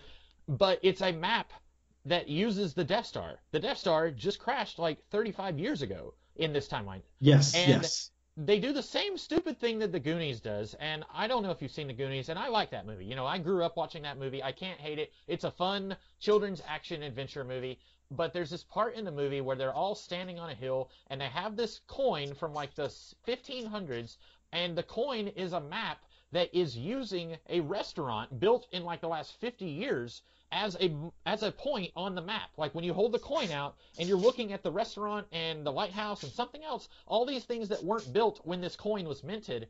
And it's the same stupid thing as in the Goonies. And like I hated it in the Goonies and I hated it here. And like they could have, like you said, they could have just rewrote the movie a little bit, since this is just a series of quests. Like we got to get to this item so we can get to that item, etc. They could have just done that to, you know, go ahead and okay, they go here and then they find the Wayfinder. Like they could have removed 2 steps and it would have been the same movie. Yeah, I don't get it. It's and you're right. Like it. Now, of course, I've seen the Goonies. I grew up in Oregon. That like movies that take place in Oregon when you're a kid. I got the Goonies. Oh, and that's it. So, so you know, you live in Tennessee, right? Yeah, you got like Nashville, you know, one of the greatest movies of all time. So what's that one with the banjo music? Is that in Tennessee or that's probably? Oh, yeah, Deliverance. I hope not. I will look that up. I mean, that's a great movie. Yeah, I just don't want that to be my representation for the state, but yeah, but so anyway, yeah, I hated the dagger. I hated the whole. I didn't even think about this being a video game. Like, you got to go here, and then once you go here, you got your princess is in another castle, so you got to go here. I didn't think about that until I started seeing other people talk about that, and the more I hear people talk about it, because I had, like I said, I had 3 pages of notes here. Not one of them was about the video game side quest thing, but it's a big part of this movie, and it's a big like thing that I think screenwriting 101 should tell you: don't make a movie like this. Don't make a movie where your characters are just going from one thing to another. And maybe it could work. Like, you know, we both watched the Aquaman movie, and I enjoyed it. And that was kind of what that was. Like, they're going on a quest for a magic spear thing, but that was one item that they're spending the bulk of the movie looking for. It wasn't like, you gotta find the dagger to find the Wayfinder. And by the way, the Wayfinder, like, every time a character said Wayfinder, I thought, am I on peyote? Am I hearing that correctly? Like, that, you're calling it the Wayfinder, the thing that finds the way. That's like the laziest name for a plot MacGuffin thing that I could have ever come up with. Like, that really just felt like J.J. Abrams should have just walked in front of the screen and said, attention everyone, I did not put in any effort at this point in the movie. Okay, continue watching, please go to the lobby and buy some snacks or whatever. Like, it's the Wayfinder. I don't know, maybe no one else had a problem with that. I thought that was so dumb. Like, this is a Star Wars movie where you make up weird words, like, you know, this is the, you know, the Hooja blah, blah, and like, you know, the Sith. Like, the Sith is a made-up thing. Jedi is a made-up thing. And, like, legend has it that George Lucas, when he first created the first screenplay, it was like, the legend of the Wills, or the journey of the Wills. And it's like all these made-up species and words. Do something like that. The Wayfinder, to me, just points to the idea that you weren't trying and that this is just a thing to move us on to the next thing.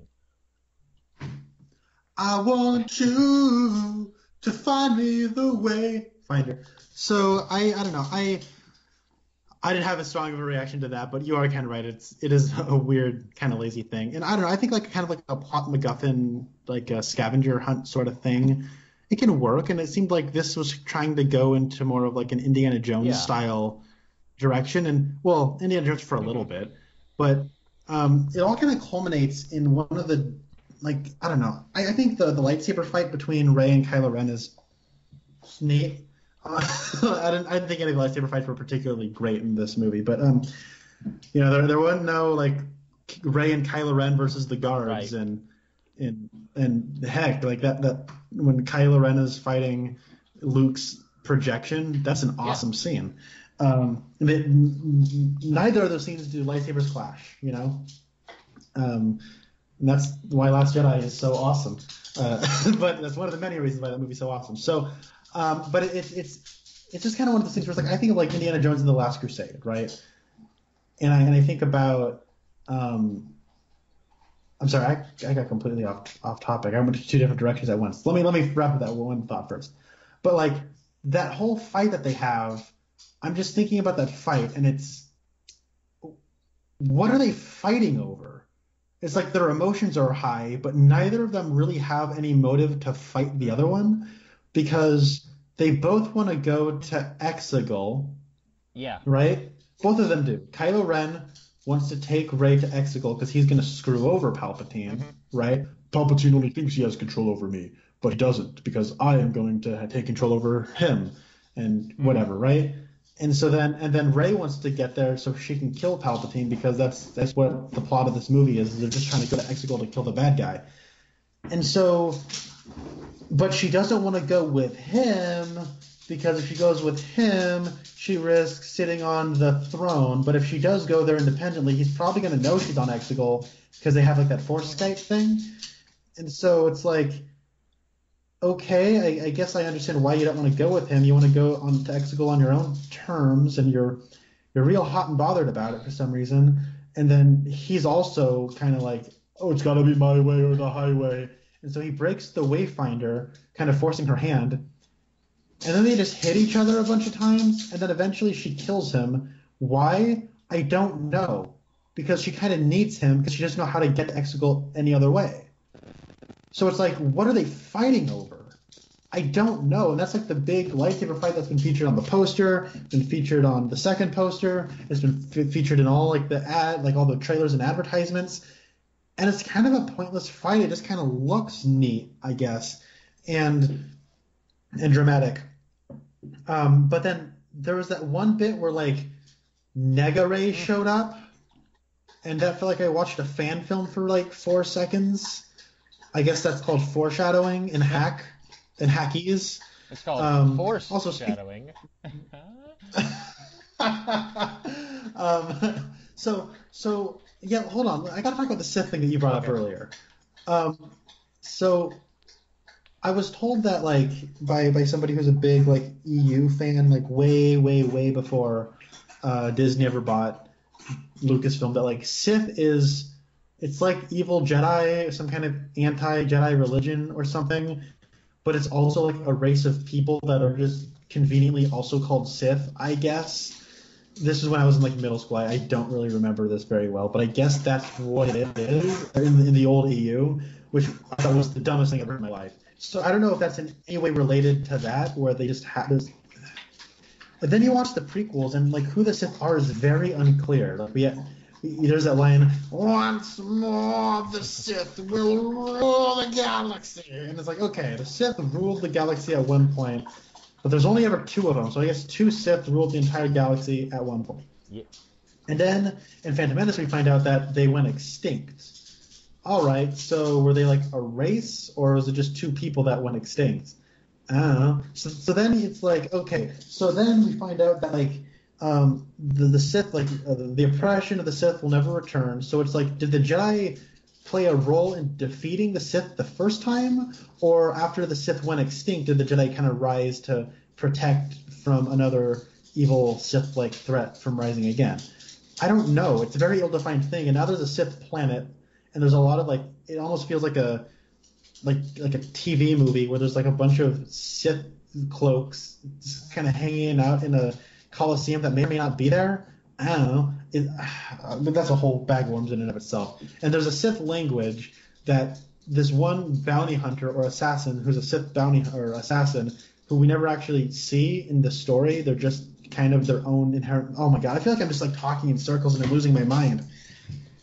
Yeah. It's a very bad script. Yeah, definitely. So I guess I don't really know who are the Knights of Ren. I was looking on my big list of notes here, and like I remember before The Force Awakens came out, I remember hearing someone on the internet say like, guys, I just found out the Knights of Ren aren't going to play a big part in The Force Awakens, and I was thinking like, okay, first of all, like, how do you even know who they are? Like, I guess this was someone who was keeping up with like every scrap of information about the movie before it even came out. So I was over here like, okay, like I don't know who that is. And then I've waited for 4 years now for the Knights of Ren to play a part in these movies, and I still couldn't tell you who they are. Like, I was watching a video where someone mentioned Kylo Ren fighting the Knights of Ren at one point, and I honestly forgot that he did that. Like, looking at them, I don't see much of a difference between these guys and like evil stormtroopers. Like, I guess, like, you know, you have the Lord Snoke's people who wear red, and then in Return of the Jedi, Emperor Palpatine had people who wear red. Then you have, like, you know, stormtroopers who wear white. To me, all these guys are just kind of the same. It's just like, well, he has a different color armor or whatever. And so, like, I still don't know who the Knights of Ren are and why they're important or if they're important. But in the course of this trilogy, they don't do anything. No, they don't. And that was like one of those things where I remember watching The Force Awakens, and you have that line where Snoke's like, leader of the Knights of Ren, and then you get Rey's Force vision in that movie, and it's like she has, like, I guess a vision of Kylo Ren and the Knights of Ren slaughtering all the Jedi at Luke's new Jedi Academy. Yeah. And at least that's what I kind of figured that was. And then they're just not really partaking in the plot of The Force Awakens or The Last Jedi. And so it's just kind of like, all right, what now? And so then I remember I saw like a teaser poster or just kind of like a poster for this movie that was meant for like internal purposes. And the Knights of Ren were on it. I'm like, oh, I was excited because I figured like that was kind of a thing that was in a Force vision and it was alluded to. And I'm like, it kind of would be nice to like have some follow up on that, to like kind of. They seem to be in Kylo Ren's past, and now that Kylo Ren seems to be like he's the leader of the First Order, which this movie does absolutely nothing with. Is like, okay, he would be bringing these people back from the past. So who are they? I kind of figured they were like other people at Luke's Jedi Academy who decided to side with him, but they didn't have lightsabers in the Force vision in The Last Jedi or in the Force Awakens. I don't remember them having them anyways. And in this one, they don't. They just pose like they're in a Fast and Furious movie, and I think one of them says, "Let's go ride" or something like that. But like they don't do anything, and like the way they're shot is like they're shot like they're photographed into like in a way that kind of like ascribes them importance. Like they're walking down the hallway and they're like, "Oh, it's the Knights of Ren," and it's like, okay. And what are they? I don't know what they are. We have no explanation for like who they were, why. Like they're Kylo Ren's knights. They're just like his entourage that just kidnapped Chewbacca, and that's it. That's all they did. And then it's like I thought they were his knights, but I guess they served the Emperor at the end because we need Kylo Ren to fight them for some reason. I don't know. That was like one of the bigger disappointments for me when it came to that. But and you know, once I realized that was the Knights of Ren that he fought, I was thinking, this movie's already bloated, but wouldn't it have been cool if there was a moment where he's like, hey guys, you know, I'm your friend, right? Like, you know, there could have been some kind of like a dialogue between them where it's like, you know, you were our friend, but then you betrayed us, and we're friends with this. You know, it wouldn't have gone anywhere because I guess some people want to see Kylo Ren be redeemed, but like we don't even get any conversation. He just comes in and starts blasting, and Like, why? I don't know. Like, what if these guys are like, wait, that's our boss. Let's not shoot him. Like, something that makes these guys feel like real characters. Yeah, absolutely. Or at least, if not characters, I understand their place in this world that they've created. Yeah. You want to talk about Rey as Palpatine's granddaughter? Yeah, let's go ahead and do that. So, I hate it. I mean, like, I think you and I were both on the same page with The Last Jedi, saying that Rey is a nobody. Rey comes from a lineage of nobodies. I like this idea because, and I'm probably not even the 10,000th person to talk about this, neither one of us are, but we'll just go ahead.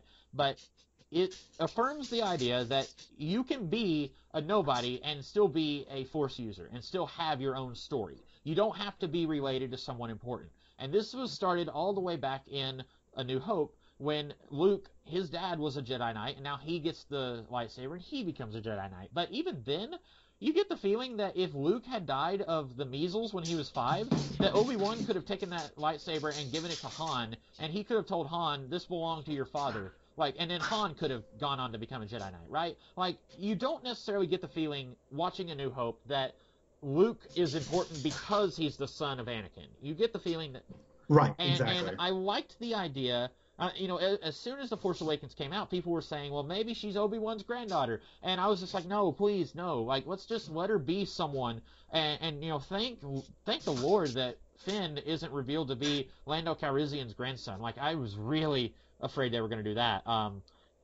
We almost get a weird Lando reveal, but it almost seems like he's going to sleep with her as opposed to... Yeah, some guy, I don't know if you watch Screen Rant, but the guy Ryan, he does those pitch meeting videos, and his is the only content on Screen Rant that I watch, but he did it where it's like the screenwriter's talking to the executive, and he says, like, well, what does this mean? And he said, I don't know, we're either setting up a spin-off movie, or he's hitting on someone who's 55 years younger than him.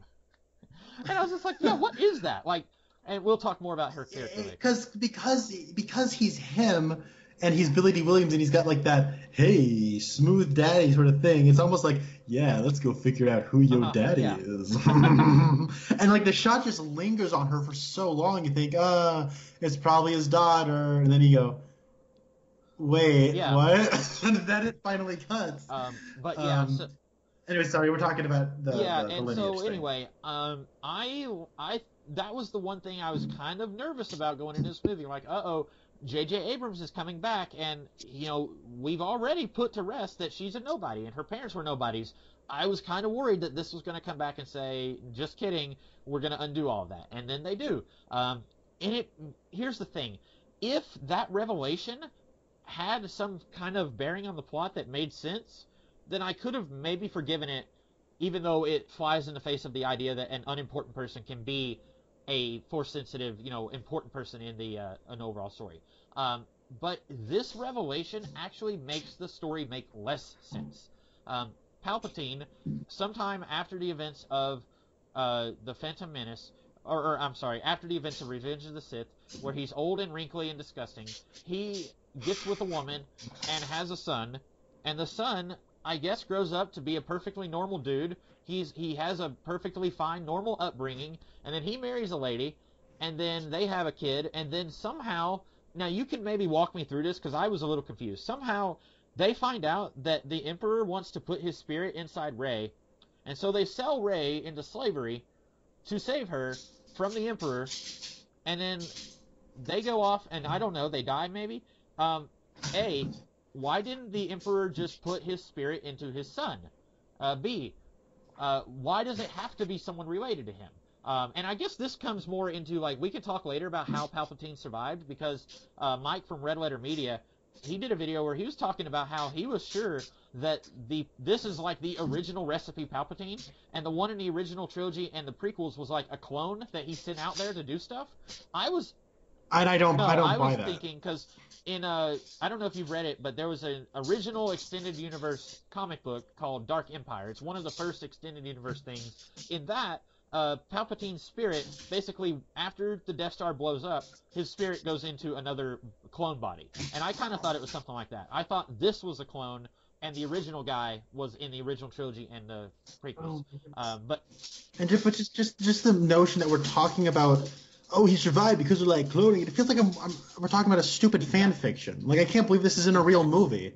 There are so many different moments in this movie where it's like, just a little clarity would have been nice. Like, why are we sitting here asking the question, how did Palpatine survive? Why are we sitting here asking the question, what was the thing that Finn wanted to tell Rey? Like, there are so many moments in this movie where it's like, you need to slow down and answer some of these questions. Don't just throw them out there and expect us to be okay with that. But, like, the plot of this movie makes so much less sense with Palpatine being her grandfather. Because, like, there's, can he put his spirit into someone else? Does it have to be a relative? If Darth Maul... Well, no, because, like, the way it works out is it's like he just wanted her to be on the throne of the Sith for no reason. It's like, I didn't want you to die. I knew he wouldn't kill you because I've read the script, and I knew you'd come here independently, so sit down. Like, you could have put anybody, if you just wanted to live through the next person who becomes the Dark Lord of the Sith or whatever, it could have been anybody you could have lived through. Like, if Darth Maul was still alive after the events of Solo, a Star Wars story, like, what if he's still hanging out there? Maybe you could put your spirit in him. Like, he's already a Sith guy, so... so it makes the plot make less sense. And I think even if you're J.J. Abrams and they call you back and say, we need you to direct Episode 9, and he looks at what happens in Episode 8, and he says, uh-oh, they killed the big evil Sith guy. Lord Snoke is dead. What am I going to do? You could either A, make Kylo Ren be your big bad guy, or if you want to redeem Kylo Ren, as J.J. Abrams and Chris Terrio seem to want to do, then you have to have another big bad guy. So they bring in Emperor Palpatine. And then it's like, well, what's he doing? What's he want to do? I know, he's Rey's grandfather, and he wants to put his spirit into her. It just makes no sense. You could have had Palpatine be in this movie, and I don't want him in the movie, but you could have had him be in the movie and not be related to Rey, and that still would have been fine. Everything in the movie would have more or less worked out the way it did, and you could have just had him have some other evil plan that she's there to thwart. I don't even know why it had to be him. Like, the setup's fine. Kylo Ren is the supreme leader of the First Order. Go. It's fine. And like, his presence is never explained, but it also is actively confusing when you recontextualize it into the rest of this trilogy. And I said it in my synopsis, but like, okay, now I have this thing called the Final Order, which is like the First Order on steroids, and every Star Destroyer is a Death Star now because we still can't seem to think of anything bigger than blowing up planets. And that's the only thing we can seem to think about is blowing up planets. But it's like, so I guess Palpatine was behind everything regarding the First Order because he made Snoke, I guess. And then it's like, okay, why did you make a First Order if you were making a Final Order? Where did all these people come from? Yeah. All very good. That's what I was saying. Like, J.J. Abrams wants you to. He's all about feelings. He's not about using your brain to think about a movie. He's all about the heart, watching your movie with your heart. And so he does all this stuff that doesn't make any sense.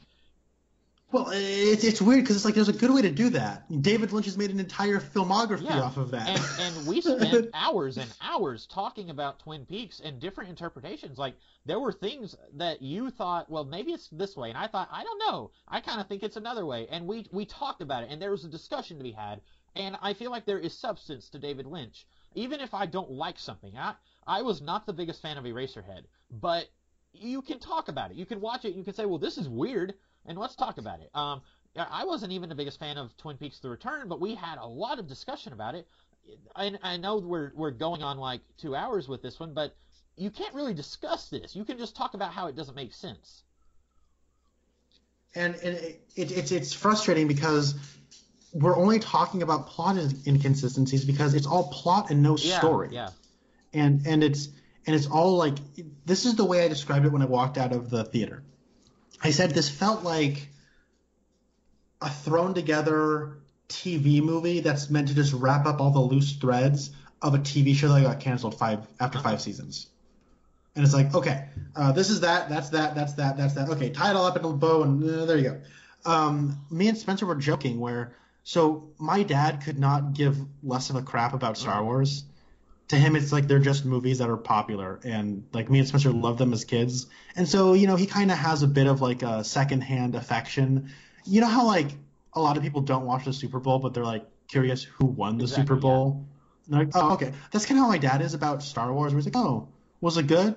Okay, and then he probably won't watch it. In his head, he probably sees Star Wars as like this thing that's just like lore, universe connections, and then like we actually got into when Spencer bought The Last Jedi on Blu-ray, he and my stepmom and my dad all like kind of watched it for a movie night, and the movie's 2.5 hours long.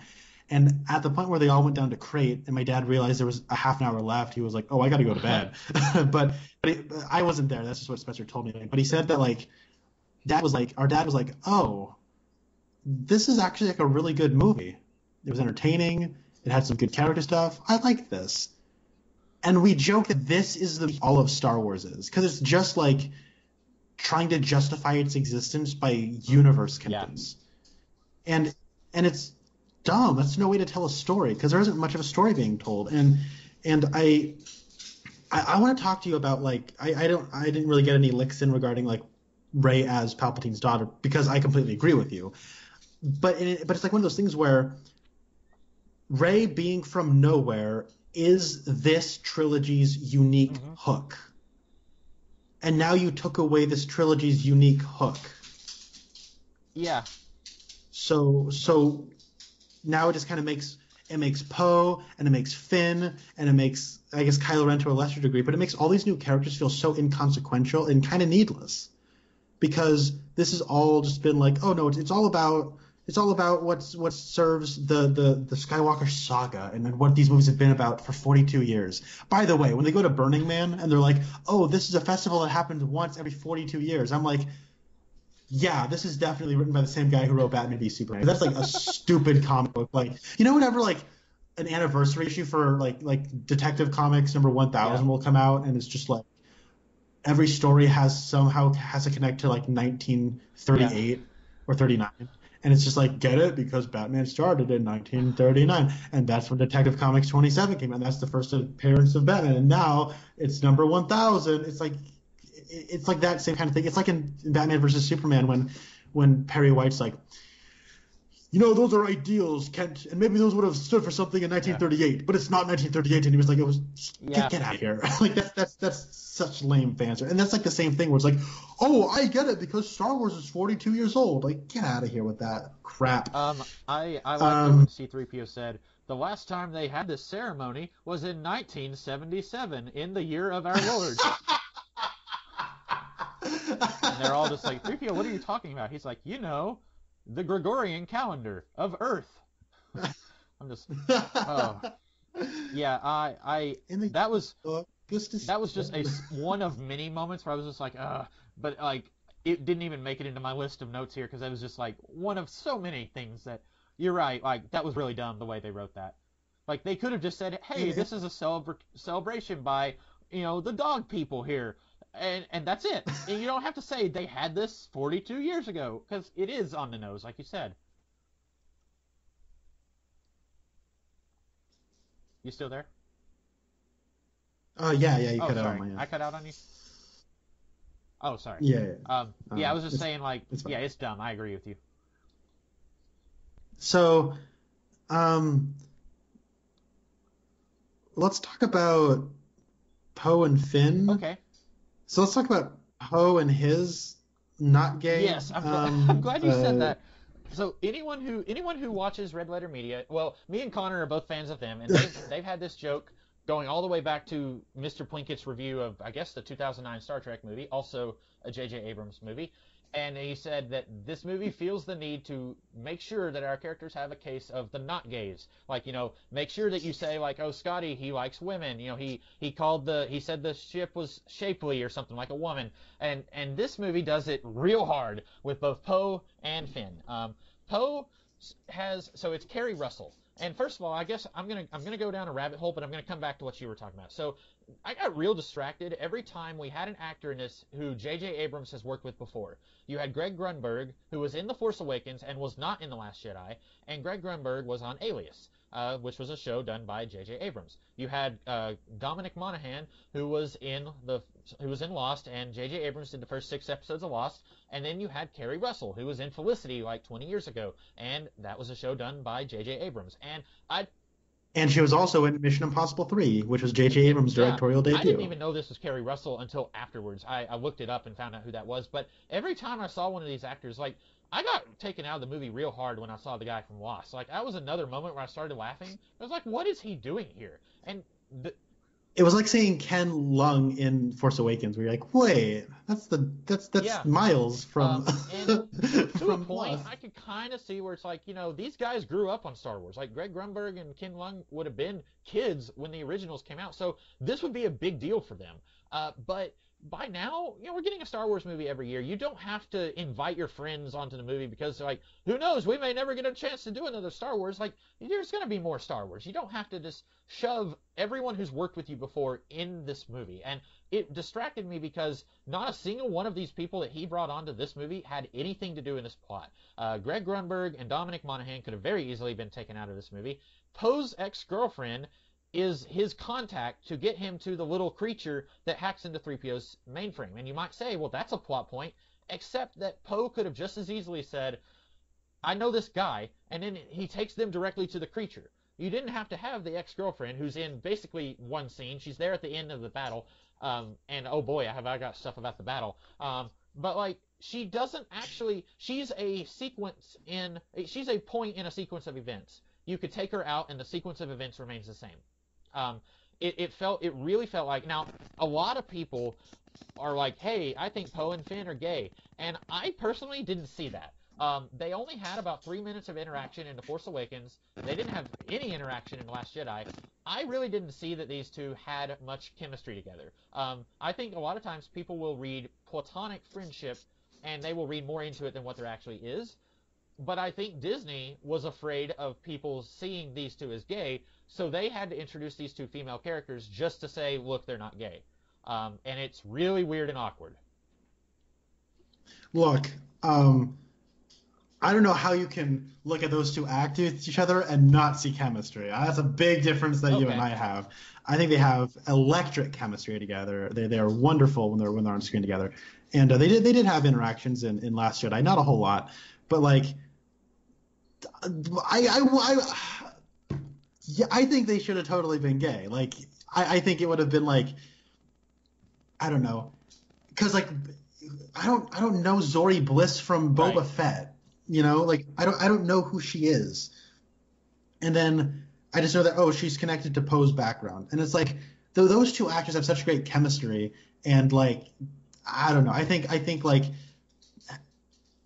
the way we write out Rose. That was so bad. Sort of, I feel so sorry for Kelly Marie Tran. I do too. But like, it's one of those things where like we write her out. So it's like, okay, why are we writing out like our easy out for Rose for Finn's love interest? Maybe because he's got another love interest, if you know what I mean. Oh, I guess we're just that cowardly for some reason. But what I want to say though is like that stuff with Kerry Russell though. It felt like I was watching a 30-minute subplot on fast forward in one scene, where it's like, I can't believe you. You had some real nerve showing your face around here. Oh, you're all right because you beat me up, kind of. It was so stupid. And then that is literally what happens in this movie. And then like they're talking on top of a roof, and it feels like I'm watching a subplot in fast forward, where it's like, I want to get off this planet. Oh, okay. I have this coin. Oh, wow. That can get you on any ship. Okay. You want to come with me and leave? What? No, I got a mission to do. Oh, okay. Here, you have it. Oh. Like, it's just the most truncated, like, Zori. Like, I don't know who this character is. She seems to, like, just be like, I don't like you, Poe, but now that you're here, I'm just falling all over myself for you now. And it's weird, and I don't know. I didn't the part where the coin was called the plot mover a longer.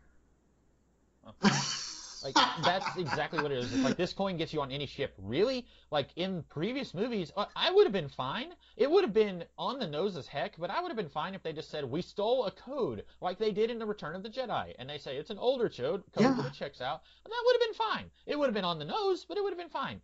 But they have a magic coin that can get them on the ship without any questions. That's so stupid. And she gives it to him immediately after talking about how much it means to her. Immediately after saying, like, I'm mad at you, Poe, but I guess you're okay because she beat me up. It's so dumb. And then you've got Finn's not gay friend who I don't. Something that was I don't. that was sort of interesting. Oh no, Neil, you go sorry. ahead. Roscoe mentioned something about Poe's backstory. It's like, what did he do before he was a fighter? Oh, he was a spice smuggler. Oh, so you just wanted him to be Han Solo? Yep. It's like, differentiate him. I think like why not, like, make him gay? That'll differentiate him from Han Solo somehow. And it's like, what if his backstory was like lame, like he was a clown or something? You know what I mean? And it's like he was living some kind of miserable existence, but then he found his calling as a pilot for the Resistance. Like, I don't know, that would have been like kind of unique and interesting, and how like people find purpose in these things, and like it's different than Finn's finding his own purpose. And then I don't know. We can talk about Finn in a little bit. Like, I don't know. We're talking about all these things, and like, I'm explaining how they're like unsuccessful and everything, but I can't act like I'm like legitimately upset by any of this. It just kind of washed over me, and I just kind of went, yeah, okay, whatever, why not? This is the movie we got. Sure, whatever, why not? So I feel the need to kind of. That's all very valid. But you have Finn's, I guess, maybe girlfriend. I don't even remember her name because she has a name, like a number, kind of like what Finn had in Force Awakens. And I legitimately don't see why she's in this movie. She's there to talk to Finn a little bit, but her whole backstory is exactly what Finn's backstory is. She's a former stormtrooper who walked away from that life. And that's all she is, and that's all she has in this movie. She doesn't even really have a romantic plot with Finn, which is kind of what I thought they were going for. If the only reason she's here is to have a talk with Finn at one point when the movie is slowed down a little bit, then why not just put Rose in this adventure with them? Have Rose go with them, and you can rewrite a little bit of the movie to have her have something to do, and then you can have Rose talking to Finn at this point in the movie, because they set up a romantic thing between these two at the end of The Last Jedi, and this movie acts like, nope, that didn't happen. Yeah, okay. I think we can all agree, though, that Finn definitely has a type. He's into horse ladies. Yeah.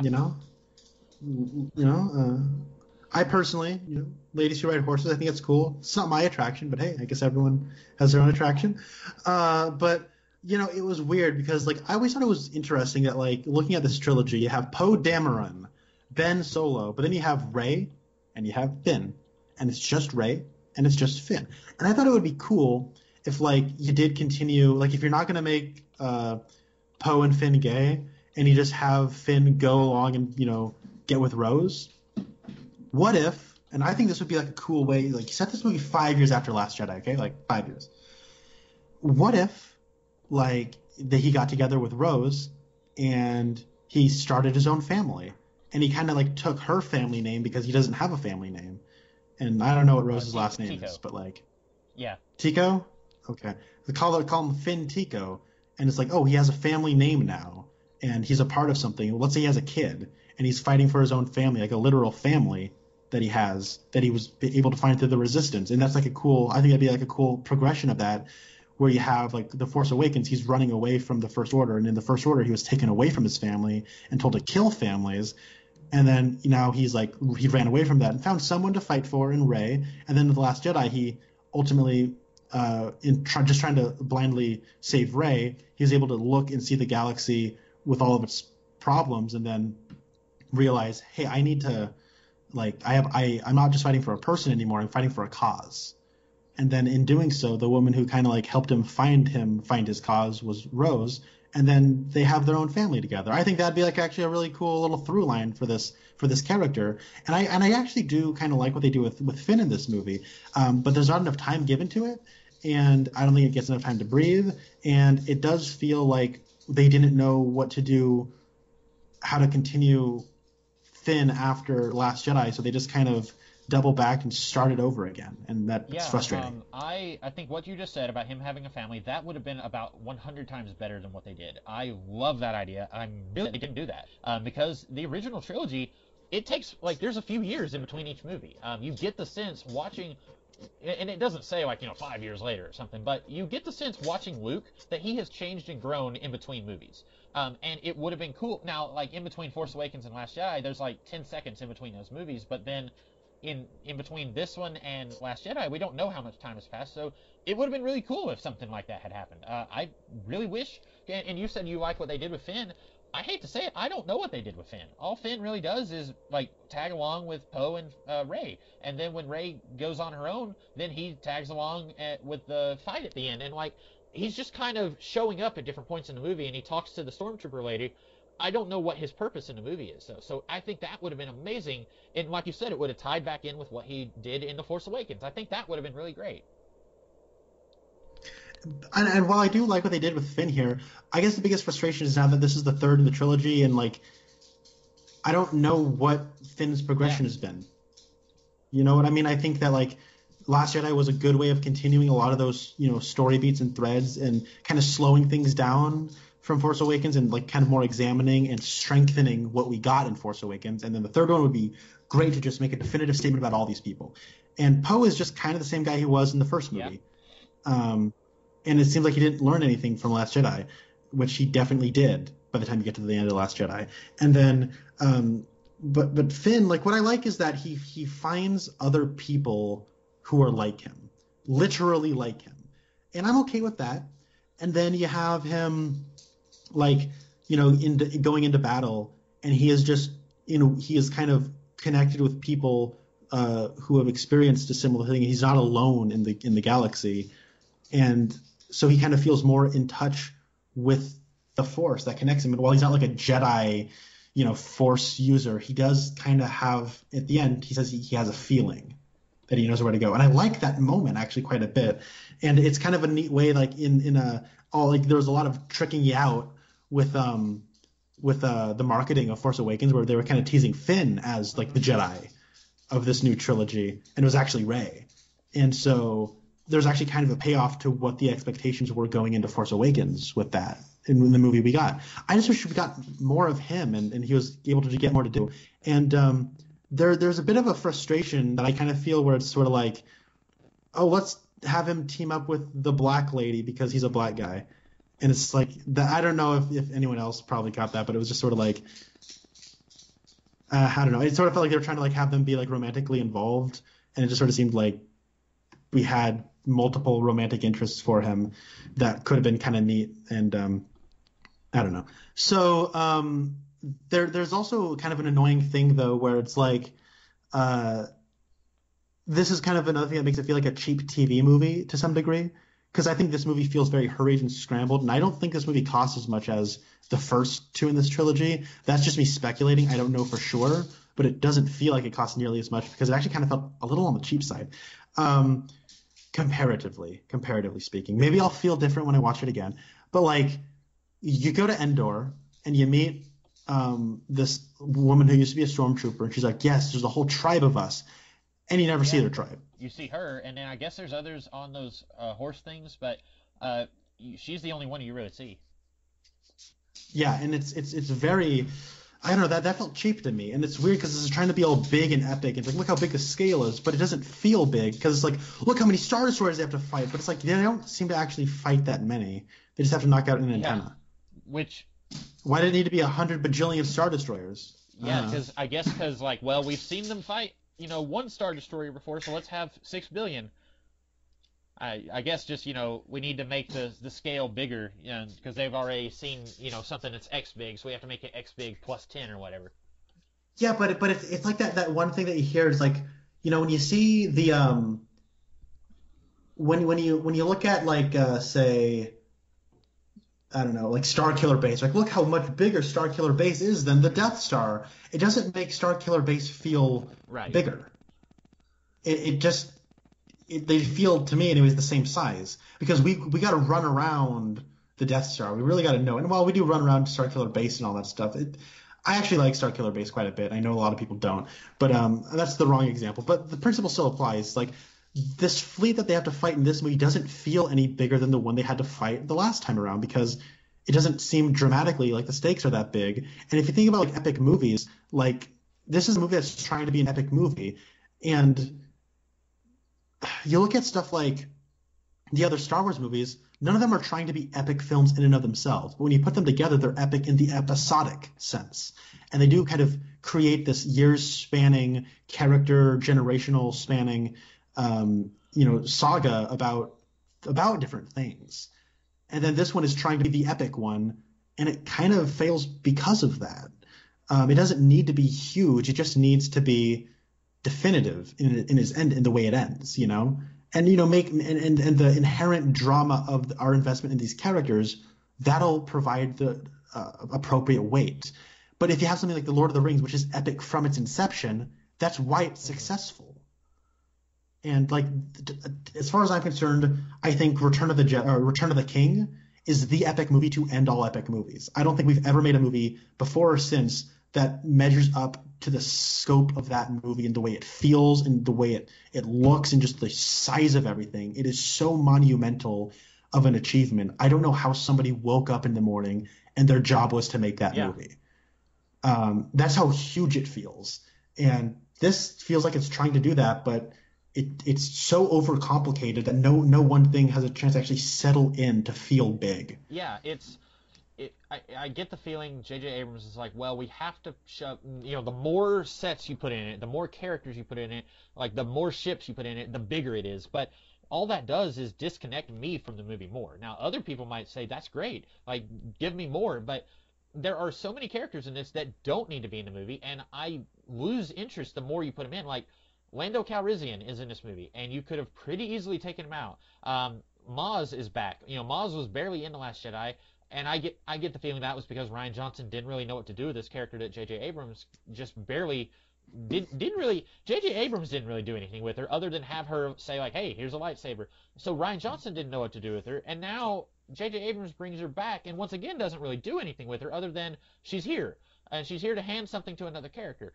And so like, there's so many characters here that you could either condense into fewer characters or just remove entirely, But I get the feeling that J.J. Abrams, like you said, he doesn't know how to finish something that he started. So he doesn't understand that by taking out characters that you can focus on the characters that you have. Make this be Poe, Finn, and Rey, and Kylo Ren's story, and don't shove all these other characters into it who don't bring anything to the table.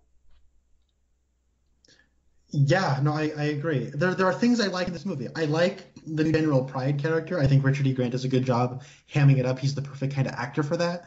I like the reveal that Hux is a traitor. And he's not like some traitor because he believes in the Resistance. He's a traitor because he just doesn't like Kylo Ren. That seems very in line with his character from the last two movies.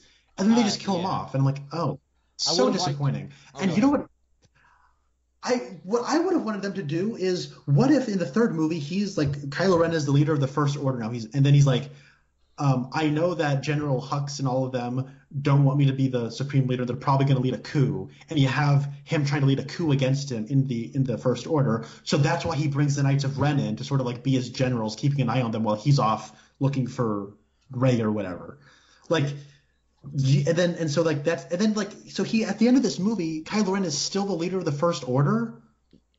How come he doesn't call the army of the First Order to help against the Final Order and help with the Resistance?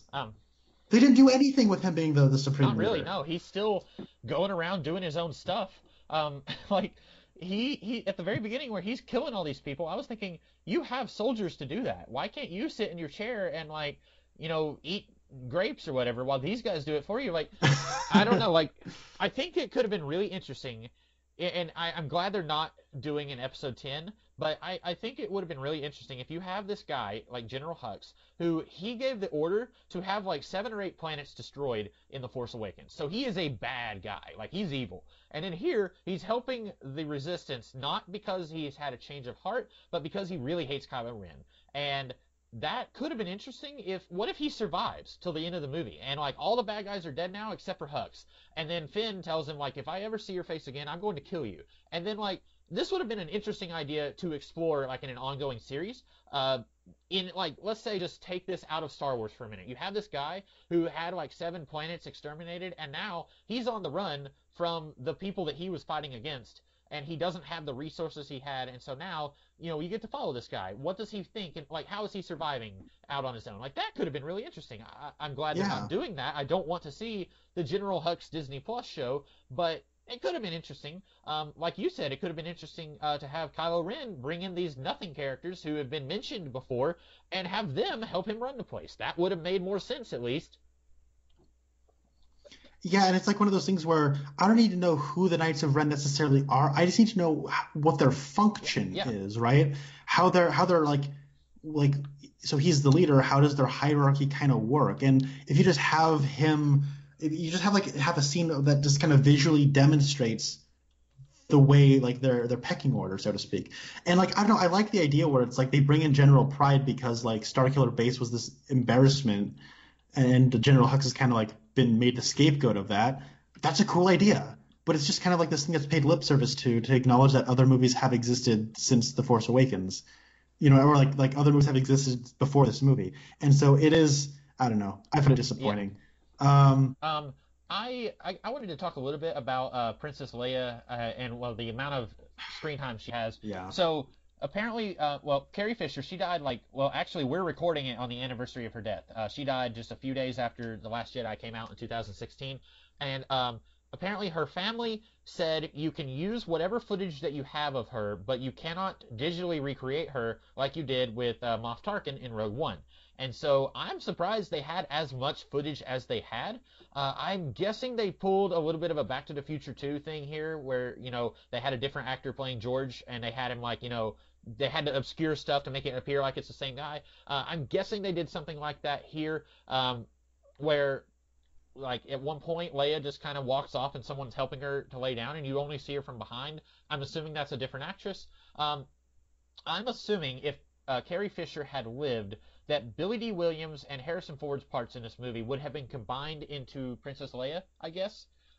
I agree. That seemed pretty obvious to me, but I guess that's why they bring in Billy D. Williams. But like, you could have just as easily, and I have nothing against him, but you could have removed Lando from this movie, and you could have had Maz be the one giving Poe the pep talk. Now, the Kylo Ren thing, you kind of have to have Han Solo or Carrie Fisher, or Han Solo or Princess Leia be the one talking to him. It has to be one of them. Maz, it wouldn't have worked. So that I get. But, they're working with what they have. And I'm not going to begrudge J.J. Abrams or Chris Terrio for that. They were in an impossible situation where they couldn't create new footage, so they just had to work with what they had. And like I said, I'm surprised that they were able to make it work as well as they did. I still don't think it works great. I don't like that Princess Leia just dies of natural causes. It's weird to me that she just lays down and dies. That's what happened to her mom, so I guess it makes sense. But when I say mom, I'm talking about Padme. Just so we're. But to me, like, if you're gonna have I know people die of natural causes in real life. If you're gonna have that happen to a character, you need to set it up. It just comes out of nowhere here. So if you're going to do it, then have a scene where Poe and Maz are talking, and Maz says like, she's been feeling really weak lately. She doesn't have much more time. Like, set this up earlier in the movie before she just lays down and dies later in the movie. Like, I thought that was, I don't know, maybe you have a different thought on that. No, it's sadly, I think, pretty awkward. I thought the Harrison Ford was legitimately a surprise. I did not expect him to come back. And I thought that was a good scene. If we're gonna so I don't know. I've always kind of been on the fence of redeeming Kylo Ren. Because on the one hand, like, people are like, oh, he's like a neo-Nazi. And I'm like, but is he? Like, I don't know. Like, I've sort of like, it's been weird because like he's sort of been affiliated with the First Order, but like the whole kind of like militant taking over of the galaxy has never sort of been his goal. He's sort of been using that as a means to an end. So it's like, yes, General Hux is like a space Nazi, right? Like, that's very clearly what he's supposed to be. But like, I don't know. I feel like when it comes to Kylo Ren, and like even with the First Order, like they seem to emulate fascist and like Nazi iconography, but like you don't really know what they want and why they want it, so there's not really much of a fascist ideology to really read into. And that's really a problem with all of these sequel movies. You go back and Yeah, no, that's rewatch true, The Force Awakens, I have no idea what's going on. Like, you have the New Republic, which is what was once the Rebellion in the original trilogy. They defeated the old Imperial government, and then Leia and Han and everyone formed a new government, the New Republic. And that's what's active at the beginning of The Force Awakens. And then you've also got the First Order, and then Hux, at one point, is giving his big evil Nazi speech, and he says the New Republic is associated with the Rebellion, and then they destroy these planets, and I was confused. I was legitimately had no idea what was going on. I don't know who the First Order is. I don't know, are they like a small sect of this New Republic that broke off? Or like, who's the Rebellion? You know, he says they're associated with the Rebellion, and I don't even know if there is a rebellion at this point. Like, it's confusing in The Force Awakens, and it's never resolved in any of these movies. And so, like, I think, like, you know, what's great. And I think it's trying to be purposely vague because of like all the political stuff that people were sick of in the prequels. Yeah. But you still need to explain it to some degray so we can understand the stakes in the layout. You could have done what the original trilogy did. The original trilogy doesn't get into politics, but you know, watching watching A New Hope, you know that the Imperial Senate has been dissolved. Now the regional governors will rule over their territories. You know that there's an emperor, but you don't see him. And then you know there's this thing called the Death Star. You know that Darth Vader was once a Jedi Knight who hunted down all the others. Like, that's enough for that story. And it doesn't get into, like, trade disputes or anything like that people hated from the prequels, but it gives you what you need. And this trilogy does not. Yeah, but anyways, so the whole idea of, like, you know, Kylo Ren has done really bad things and whatnot, but it's like this is Star Wars. Like, there's such an element of fantasy to it to where it's like, you see what Anakin does in the prequel trilogy? I think it's far worse than anything Kylo Ren's done in any of these movies. But still, we buy his redemption. Yeah. Because we like it, I guess. Anyways, but then when it comes to like Kylo Ren's redemption, it's like him killing Han Solo, and you had said this, and I agree. Where it's like that seems to be them saying this is an irredeemable character. And so if at any point in these movies they wanted us to like be okay with him being redeemed, it kind of needed to be approved with Han Solo. And so bringing him back he was only brought back because they couldn't get Carrie Fisher because she's dead. But like at the same time, I think it worked really well in terms of what they were going for and the limitations they had. I was okay with it. It was a legitimate surprise, and I liked that scene. I mean, it's kind of weird that like it's kind of like weird in that Superman talking to Ghost Pa Kent way, but like it's Star Wars and you have like the Force and all that stuff. It obscures it enough to where I can buy it. I don't think in this movie they did enough to redeem Kylo Ren. It's just sort of like, I changed my mind. Oh, go ahead. But then, regarding Princess Leia though, those scenes to me were very awkward, and they were awkward to me in a way where it's like the lines of dialogue she has are so vague and nebulous. They're just kind of like generic lines that could be used for many contexts. And she's just kind of like staring through the actors. And of course she is. She doesn't know she's in these scenes because she wasn't in these scenes. And then the dialogue that everyone else has around her is so overwritten to provide in a surplus of context to make it kind of like does the opposite of what it's trying to do. Well, let's have like all this stuff written out so it's like it doesn't feel out of place where she would say something so vague. But then it kind of like draws attention to her. It's like, wow, why are you going into that much detail, right? She only asked you a very vague question.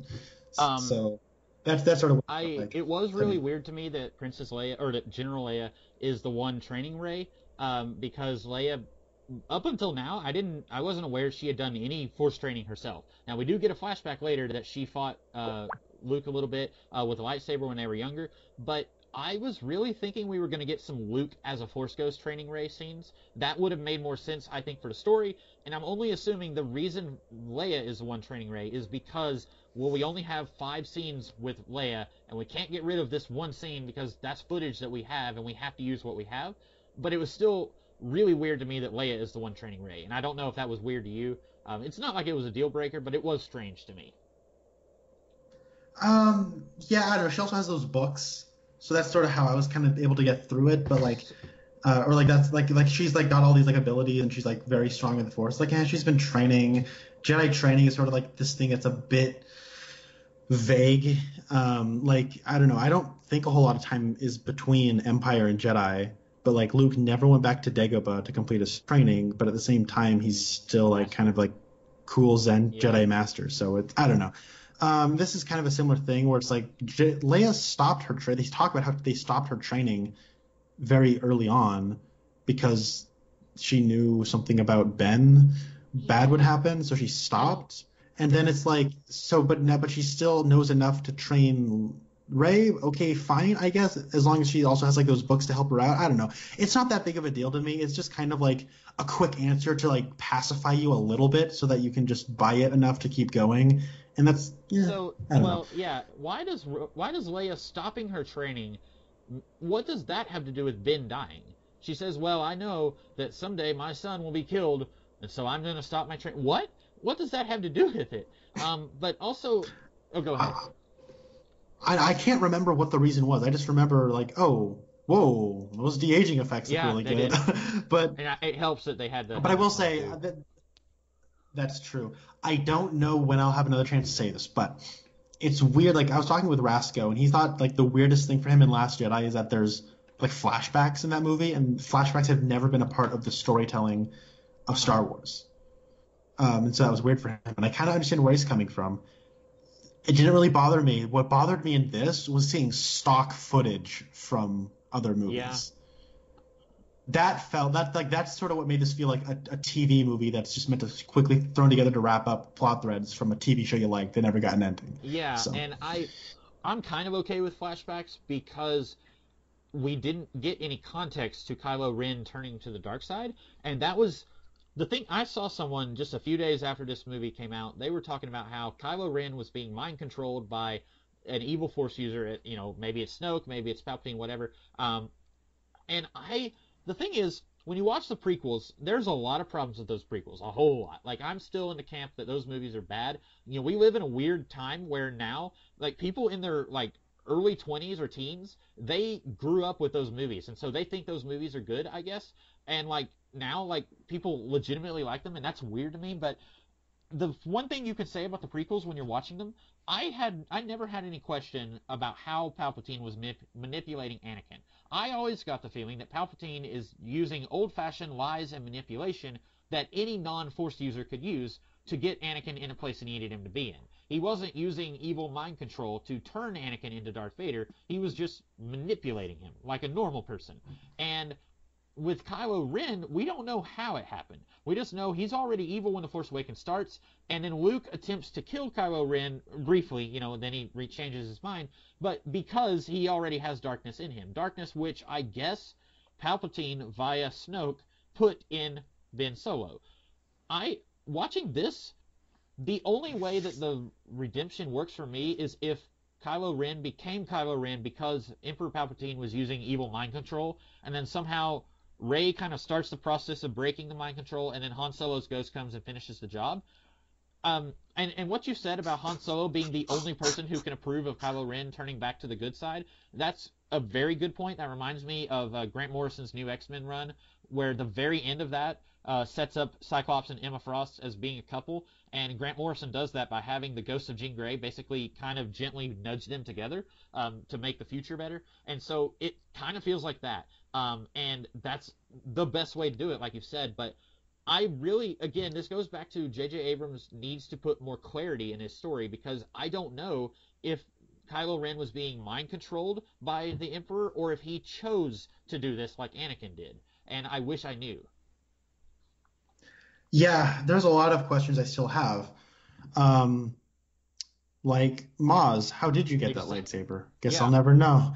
Snoke, like, I'm glad we killed off Snoke and he turned out to be a nobody in Last Jedi, but like what about him was, and like, how did he get to Kylo Ren when he was training with Luke? How did he do that? Did he do it like across the galaxy? How? And then it's like, what about Snoke was so tantalizing that darkness was able to rise inside of him? I don't know. Because they said that like, Snoke had already turned him by the time he became Kylo Ren. So like, okay, I don't really know how all that worked out. Oh man, there's a lot of. But then I will say, like, I don't know. I feel weird. Like, there's a lot of problems here, but I don't. Like I said, I don't hate this movie. And I did kind of. This movie is so fast paced, and I was kind of holding on as like a ride. And I was kind of entertained while I was watching this movie because it is all sound and fury. But I was kind of enjoying this in the way I enjoy like schlock, like it's so goofy, and like the reasons we're given are such like lame excuses where I'm just like, wow, I can't believe I'm actually watching this movie and this is how this movie exists. So I got some kind of perverse glee and fascination at this is the end result. So I said at the beginning that I hated this movie, and maybe I did. I really did not like it, but I think I can't hate this as much as like it's weird because the prequels to me, those feel like more official Star Wars movies because in both of our lifetimes, Star Wars was episode 4, 5, and 6. So there was always a gap there. Now, I know that when Star Wars first came out, it was just Star Wars and they didn't have a number on it at first. But in my lifetime, it's always been episode 4.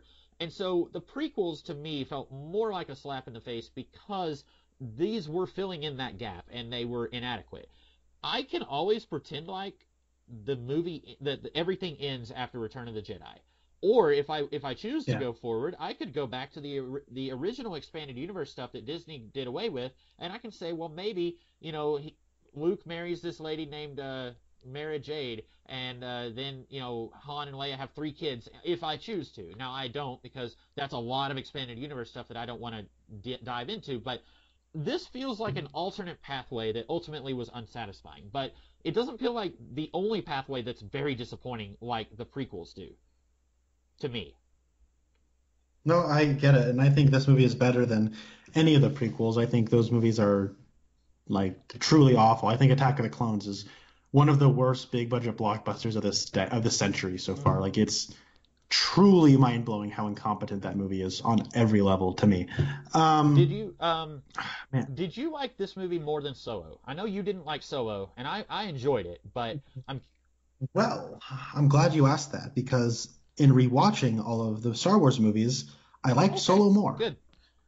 I raised my grade from a 5 to a 6. I think that movie, all the problems with it I still have, but they seemed less important to me, and I was able to focus on the things that I do like about that movie. And I do actually quite like a lot about that movie, and I think that is one of those movies that gets better the longer it goes on. And I think the final act of that movie is really good. It's really solid stuff, except for that ungodly lame cameo that is one of the worst moments in any Star Wars movie. I got to get going pretty soon. I just caught excited that we've been talking for 3 hours, which is insane. Real quick, I just wanted to throw in a few last thoughts. Go for it. I was no, that one I think my sister answered that question for me. Sorry. Jenny Nicholson, who I said I follow on Twitter, she asked a very valid question. If Palpatine made Lord Snoke, if he's just some kind of creation in a jar, to influence Kylo Ren, why didn't he make Snoke look and act like literally anything more trustworthy? And that's another it's another one of those things, kind of like how the revelation that Palpatine is Rey's grandfather makes the plot make less sense. I was one of the people who I didn't need Snoke to be someone important in the prequels. I didn't need him to be Mace Windu or the stormtrooper who hit his head. I didn't need any of that. But I did want an explanation for who this guy is because, again, I don't read the expanded universe stuff, but my understanding was after the Return of the Jedi that Luke is the last Force-sensitive guy. And then you have some dude who just shows up and he's evil and he knows the Force. I just wanted to know how he comes to know the Force. And I didn't mind that they killed him off. But I did want to know a little bit more about him. So that was something I did too. I don't like this direction. I think this is silly, and it makes the plot make less sense. Because I'm going to corrupt this this teenager, so I'm going to use this dude who looks like Satan spat him out of hell. That's just really silly. And